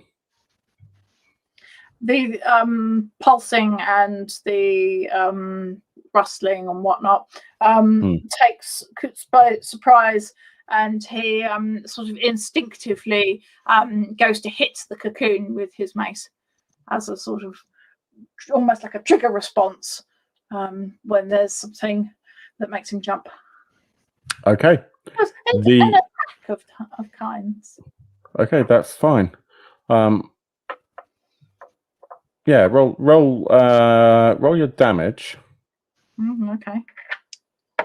I mean, it's pretty hard to attack right now. It's a non-stationary. 6. Oh, sorry. Object. Yeah, 6. Okay. Okay, I'll allow it. Bear with me. The as you swing it with what weapon again? Sorry. It's a mace. Mace. You hit it with the mace, and the mace just hits where that slight split was in the in this cocoon, and it begins to split wider and wider, and basically landing straight onto the floor, not onto the bed, and then standing up to full height, probably 6 inches to a foot taller than you. A tall knight clad in bone white exoskeletal armor. There's a single green glowing eye hole, and his wings, moth's wings, open out from behind him. I have a picture. He looks cool. Doesn't he just? Ah, Master Alistair. He's awake. You hear the butler say as he just comes in. I'll just move him around here. And I would say at this point you probably want to roll a d6, Erin. I'll try. 4. Holy crap, you get to go first. Oh, wow. And that is a first. Yeah. Yeah. Spotting the bony, calciumy, armor-clad man in front of him, Kutz hears a whispering, "I want your breakfast. Let me feel right down your bed. Let me feel right down your bed." He remembers he has those bone people. Oh, I have He does indeed. And he reaches behind him, and he's only got the one hand and the stump now, so we can't open a jar, but it's a glass jar, I'm presuming. Yeah, It's clay. Oh, it's a clay pot. Okay. Is it very thick or very thin? If we threw it on the floor, would it break open? Do a strength test. He attempts to throw it on the floor to break it open so they can then go eat the bony man. 15. You very much managed to do that. The spirit go fly, my pretties, fly! You are free! You are free! Go eat! Go eat! He yells and ushers these 2 beetles towards. I mean, it looks a bit sort of non-epic. There's sort of broken clay pot on the floor and 2 beetles sort of scurrying towards The beetles. the beetles towards the bony armor gentleman, Master Alistair. That's cool. His name is. That's cool. I'm going to let you actually run them for your attacks. Yep. So their stats are. We've got on a page Ringo. I can't find. Yes. So they each have 2 hit points. Yep. Their attack is a bone melting bite, which does d4. Bite. And they do a special attack as well, which is that they, with an agility DR10, acid reduces armor by 1 tier. Nice. Acid. Acid bite that reduces armor by 1 tier. We'll work out how to apply that in a bit. Okay. So in terms of his... Yeah. Should we see? We could pause it there and see what everybody else is up to. Yeah, let's do it. Okay. So, Pablo, what are you doing? Well, actually, I mean, that makes sense. So Erin's attack is just throwing this jar on the floor. Pablo, what are you doing? What's Thron doing? I have been following the butler just behind him because I didn't want him to bother my new friend. And as soon as I see this figure that came out of a cocoon and it seems menacing, and the butler addressing it like it's something ordinary, I will say to him, "Oh, I am so done with you. You have been nothing but rude and unpolite with us, so lazy. Hey, will you take a look at these teeth? I give the biggest, widest smile, and I can make. And I tell him, no, not this. And as I was distracting him with my smile, I grabbed the bear trap and I plunged it into his stomach. Cool. Okay. Remind me how much damage that does? How was it? What the Erin? It was a D8 damage. D8. Cool. So roll your. I'm not going to make you roll for the attack, but Okay. roll for your damage. Just a 2. So that's fine. It kind of. It's that bone armor.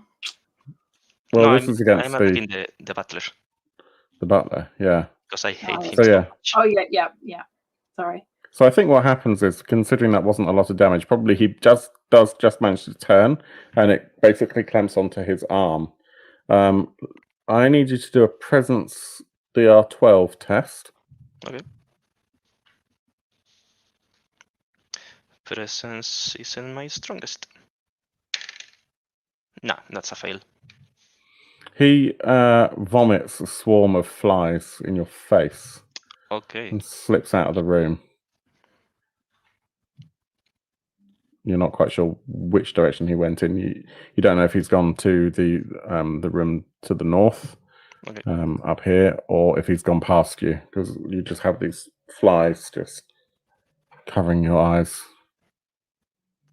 Do they sting or just? No, they don't. Okay. And I will just move him out of the way for now.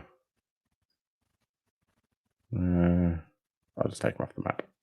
It's not there, but okay. Who else have we got here? So let's start with Nick, because you're higher up on the camera order. Do I see the butler come out onto the gallery there? Mm-hmm. Yes, you do. With a bear trap attached to his arm. Okay, I will start to close the distance towards him. I presume that that's going to be my full action. Yeah, so basically you meet him at the top of the stairs like that, I presume. Yeah. And the butler says, your friend attacked me.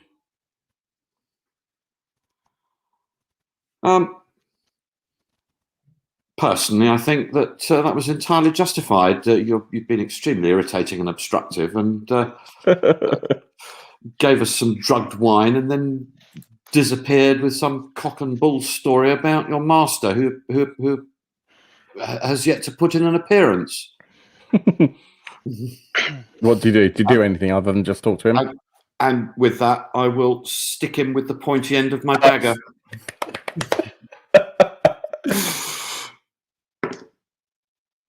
Which is a hit. Okay, cool. Throw damage.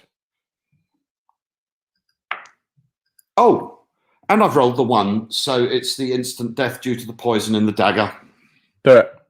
Do you want to just describe what happens? I plunge it while I'm distracting him with my quite justifiable tirade. I plunge the dagger into his belly, delivering the fatal dose of poison as I do so. Cool. And he crumbles to the floor.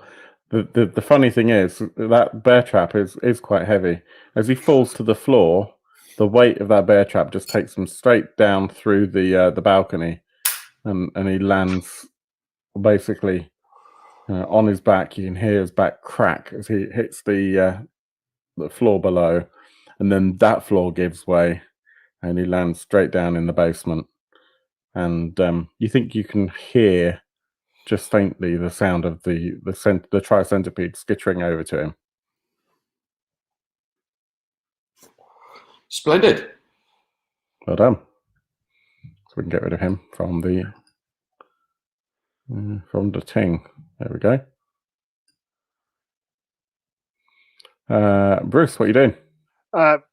I think Hodgson is hearing all the commotion and runs out to the balcony, trying like, I think that butler was trying to serve us up to his master or something.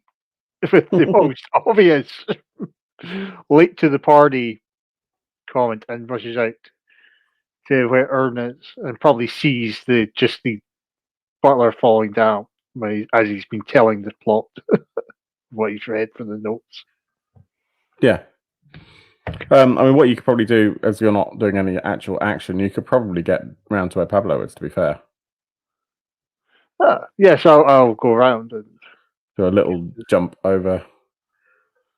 Maybe do a little agility test on your way around just to make sure you don't roll a one and fall down the thing. Yeah. You not do one. really badly. Okay, Yeah, that's fine. it's not a 1, it's a 9, which is not That's correct. fine. It wasn't particularly difficult. It was a routine task, I decided. Because you now know how these floorboards work. You can kind of go round the stair, then back in. So that's fine. Cool. Erin, what do these bone bugs do? Bone beetles.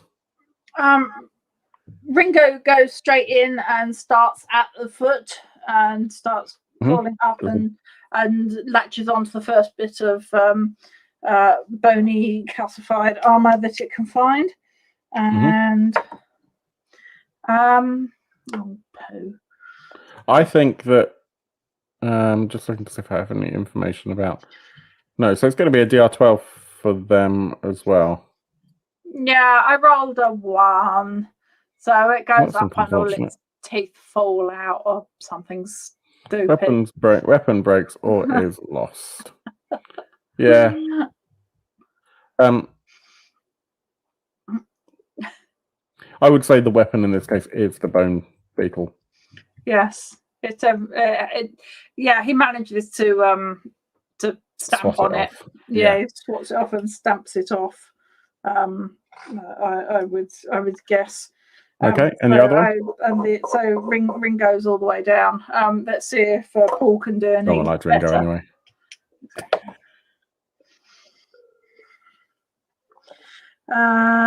14. That's a hit.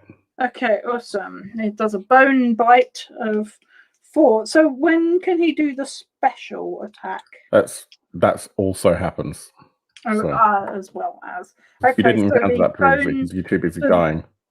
Bone bite is a D4, so it's 3 points of damage on the bone bite. Bone bite, and the special is a DR10 agility, and it's an acid bite that reduces armor by 1 tier. That's actually agility by the duty being attacked. Me, so I'll roll that. Yeah, that was. Hang on, I'm being an idiot and rolling completely the wrong die. Yeah, that is a pass. I rolled a 19. Okay, so it doesn't get affected by the acid bite then. On this day. On this point. Yes. So does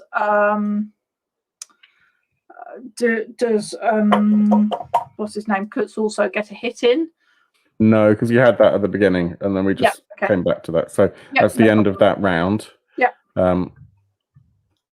Alistair now will. Let me see what he will do.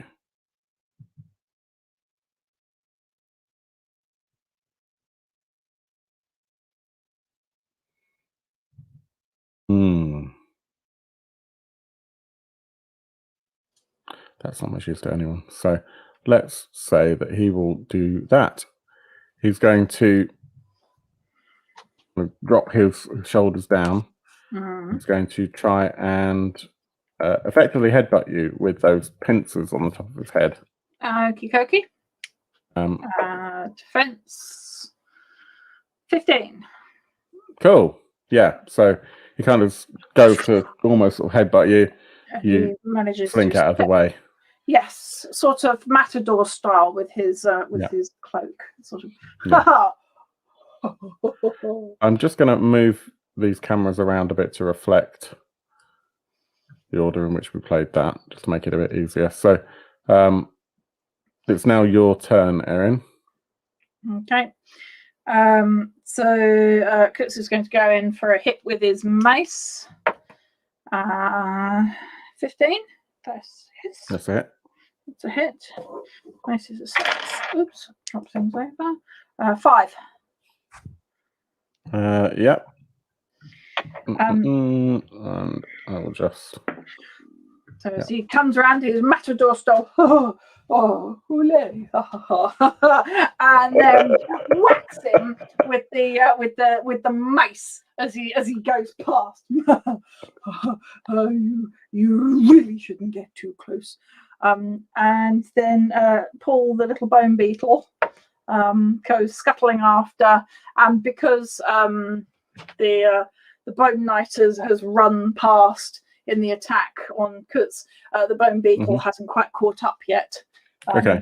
He was scuttling along. Yes, so it was an attack of it was a 6, so it didn't quite Cool. hit. So yeah, it's because he ran off. Cool. Thron, what are you doing? Can I have the flies from the butler dissipated? Yep. Okay. Then I will call for the luck of the wizard first of all, and see if he grants me any discombat. Nope. Oh, wizard's a bastard. Yeah. So, but still, I got a job to do, so I will try helping Kutz and use my new short sword and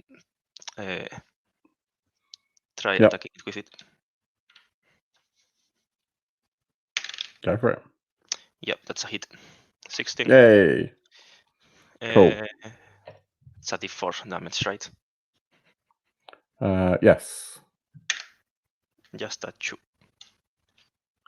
Okay. Okay, cool. And Nick, what's Erm doing? I will make my way to where the action is, and I will throw the shatter extract at Alistair. I should really drop the bloody token on the thing, shouldn't I? Such terrible. There we go. Shatter extract, good shout. So that's ranged, isn't it? So it's a DR12 against my presence. 13. Cool. So that very much does hit him. It's a little bit light on detail about exactly how that works. Just becomes delicate and breakable. So I would say that it's going to take probably a round for that to permeate. Yeah, but I would hope then that his exoskeletal armor will become much less effective and shatter with. Yeah, splendid. Absolutely. So it won't take effect this round. Fine. Cool. Mr. Bruce, what's Hostan Okay, doing? Hostan is going to, I mean, seeing the commotion and stunned by this moth-white knight, he's going to try and hit it with his cudgel. Do it. Absolutely do it. I'm going to spend an omen because it's a natural 1 from the last 2 I've got. Just to fail on 8. Okay. Rather than have that natural 1. So you tried to hit him with your cudgel, and you probably just miss as he kind of floats up in the air with his moth wings. And I would say that that's probably what he's done. He will.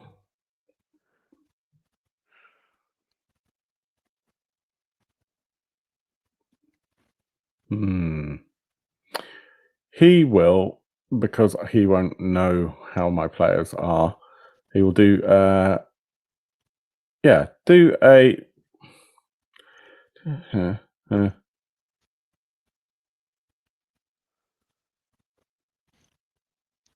Oh, okay. Sorry, I've got it. Yep. So I need everyone to roll your defense.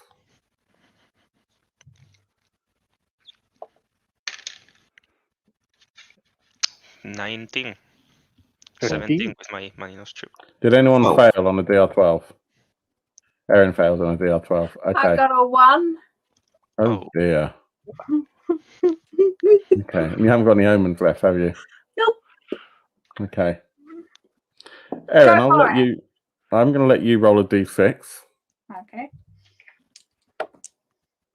6. Okay.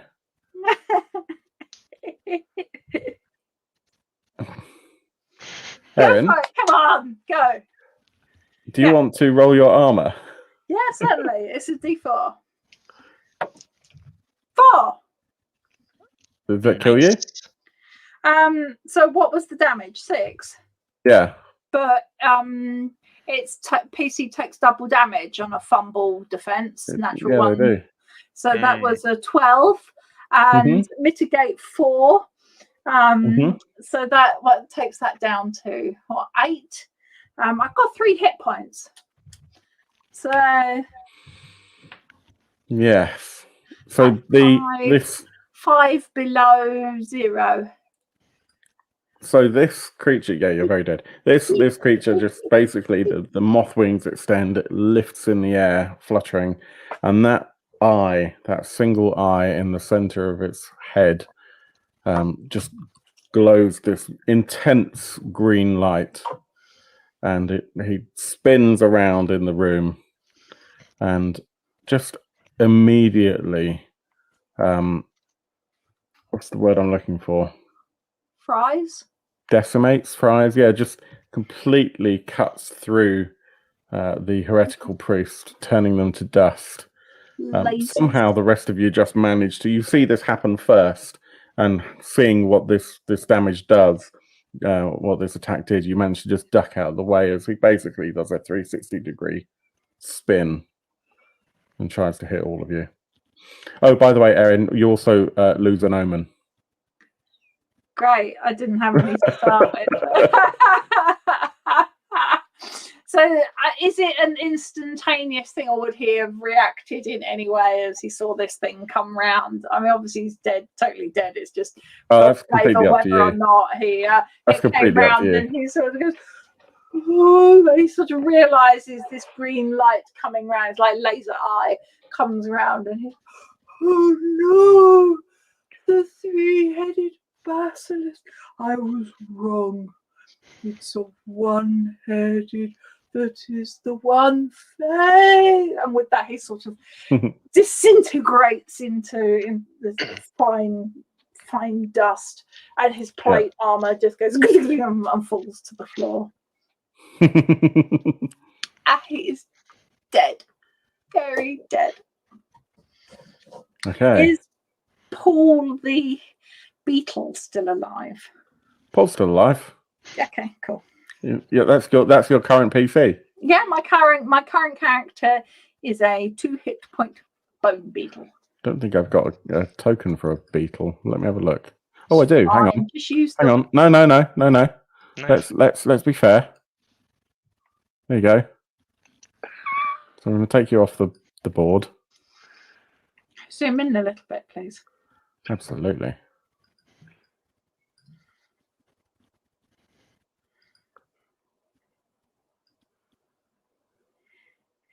There you go.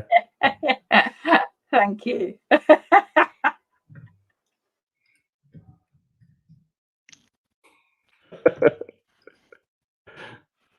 Right.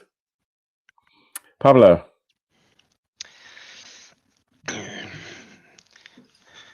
You disgusting creature just killed the bravest person I have ever seen, and I will step in their feet, and I will go down and grab Kutz's mace, and the three-headed the psalms and prophecies of the 3-headed basilisks will live through me, and I will remember. And I will try to attack it with Kutz's mace. Revenge is sweet. Do it. It's a D6 damage on a mace. Nice. 19, 21, D6, you said? Mhm. Let's go. 6. Yes. By the power Okay. of friendship. Wrong franchise, I think. Has the melting thing, the disintegrating thing sipped enough inside the armor? Not yet. Oh, sorry, I didn't understand the question. The shatter bottling. extract. The shatter extract. Yes. Give it a go. I mean, that was a 6, wasn't it? So, Yep. yeah, you see with that hit, because that was such a strong hit, the cracks are beginning to form in the armor.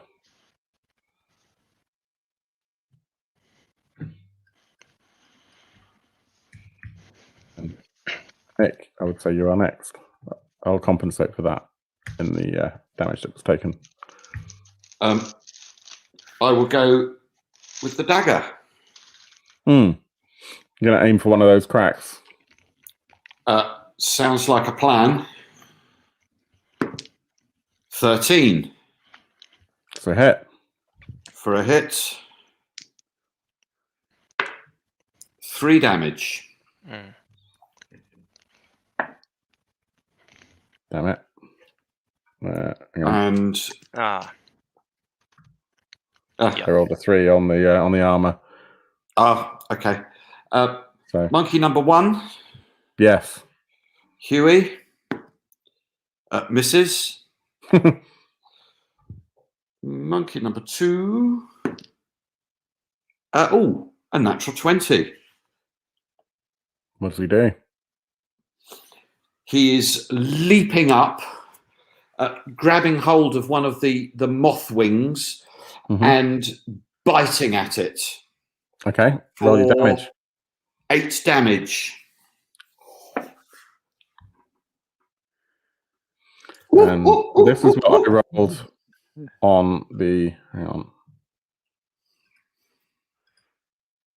This is what I rolled on my armor. And we have applied a embrittling solution, which was called the what? The shatter extract. The shatter extract, dousing the target to become delicate and breakable. And as he pulls that wing off, the point where it was attached to the back of effectively the carapace of this great big bone knight, begins to slip down, and this black crevice just sort of runs down, just like any delicate stone, and that crack just completely widens, and this thing just collapses and crumbles. Whoa.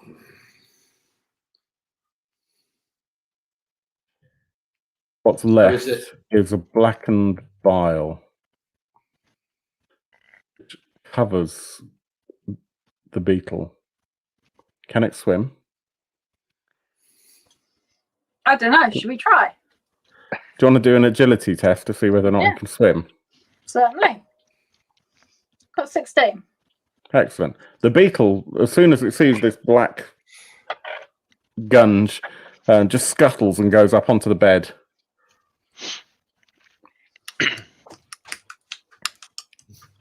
There is in this room a cord hanging from the attic, from the ceiling. There is also another doorway to the north, just above where Pablo is, in fact, on the map. Okay.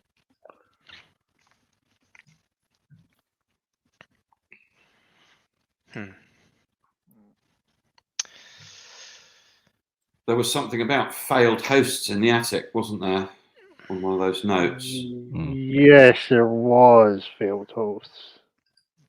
Notes. Notes. Up the mirror. Oh yes, I found notes in the mirror, and yes, yes, and there was a strange looking skeleton as well. Hmm. But allow me first. I am going to bash the face of this thing with a mace Yeah, until you do that. I pulverize it. Cool. The room that's just north of you, there's no doorway, there's no door as such, and it is in fact a bathroom. Okay. And as one of you, doesn't matter whom, decides to go and have a look, what you find in there, in fact, is it's completely filthy. And within the bathtub and on the counters, you see teeth, bloodied teeth, human hair, broken fingernails, and stained gauze wrappings as well. As you pull that cord above you, and the stairs drop down from the attic, you go up and you find that there are bleached walls and floorboards. The moonlight is blinding in here. There's some lava, white larvae, just kind of basking in the moonlight, moving around. They are huge. They're the size of cats. There is the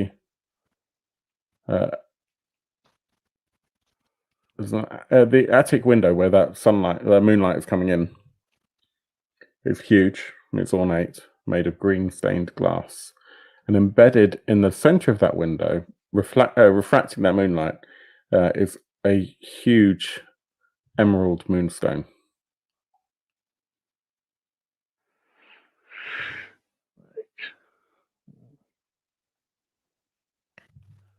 I think we should burn the larvae with fire and take the moonstone for safekeeping.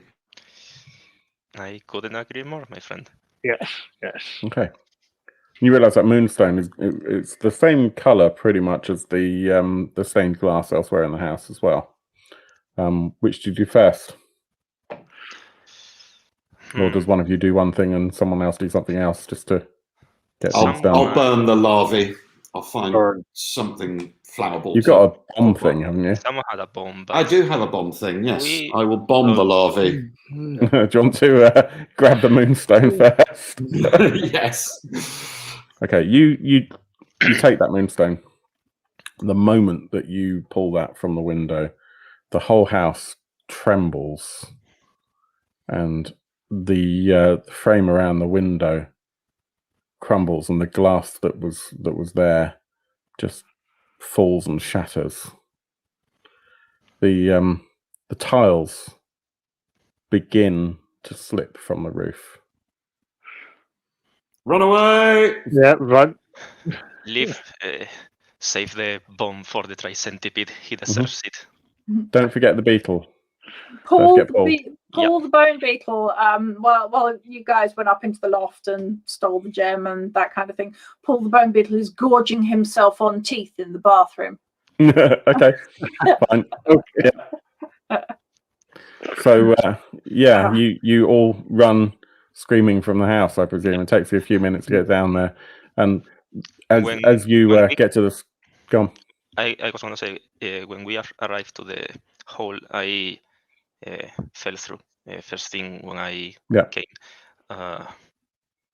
If we still see the tri-centipede there, I'll say to who had the bomb? Orm? Do me a favor and chuck that bomb to that thing. With pleasure, my friend Thrum. Just roll your damage on it.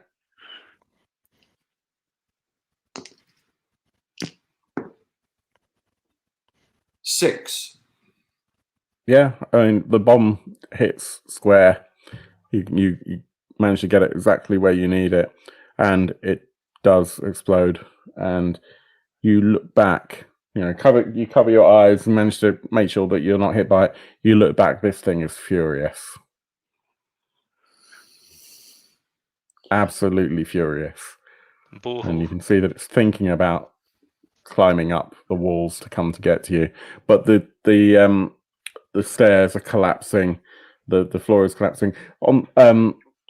As you turn to what would be, as you came in the left hand side, as you're coming out and to the right hand side above the dining room, you see the room above collapse into the dining room, and 3 or 4 people were clearly chained to the walls, and a girl cries out in pain as one of the wooden beams just impales her through the chest. Oops. And as you step out, the entire building crumbles to dust. There we go. Paul the Certainly. Bone Beetle slurps his way over the debris that's collapsing in on himself. Yeah, Surfs his way out. Surfs his way out on a tile that from the bathroom. Nice. And then just lands at the doorstep, looking for something else to eat that's made of bone. So that has been into the night. What a night! That has been an interpretation of The House of the Hollow from Mörk Borg by, as I said before, Dylan Mangini. You can find this on DriveThruRPG. You can find this on morkborg.com. Or on the Free League website if you happen to be already buying a whole load of stuff from Free League or from any of your things, or go to your local game store and see if they've got it. And if they haven't got it, then find a copy, smack them, and make them get more, because this game's incredible. I mean, it's not too densely paged, and actually, this is basically an art book. The rule set itself is that.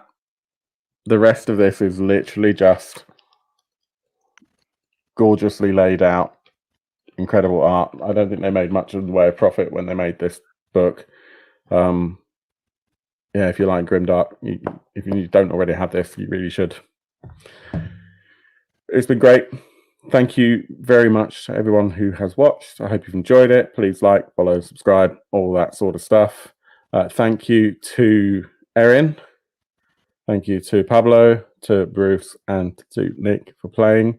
My name is Phil. You can find me at the Dark Orb on Twitter, or at GuruPhil for me personally.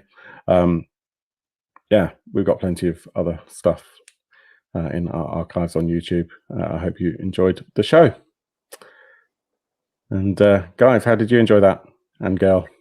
Excellent fun. A lot. Always is. Absolute hoot. It's just Absolute blast. crazy, isn't it? Absolutely crazy. First time I could play Mörk Borg as a player. So it's just such a different thing, isn't it? Yeah. Yeah, and shout out to. Sorry? We killed 3. Yeah. We? Well, okay. I killed 3. I killed 3. 2 of which were in the first hour. So that's pretty good going. I was so ready to die hand by hand in the cellar, and didn't. Yeah. I know, that was crazy. Quick shout out again. Pablo has got a scenario for Mörk Borg in Dissident Whispers, which is this here. If you play Mörk Borg or there's a whole load of other games, lots of things like Mothership. There's quite a few Powered by the Apocalypse and Dungeon World, Apocalypse World, that sort of stuff. Great scenarios in here. Profits go to a really good cause. Check that out. Pablo wrote Flails Akimbo. We have an actual play for that, which is in our archives and was also great fun. Love that game so much. Yes, right. Let's call it. It's pretty late. Yeah. Thanks once again. It's on midnight here. Brilliant. Yeah. Thanks very much, everybody. Thank you for watching. Thank you. Thank you so We'll much. see you all soon for another Dark Orb. And as always, I hope that your dice rolls are way better than mine. Take care. Ciao.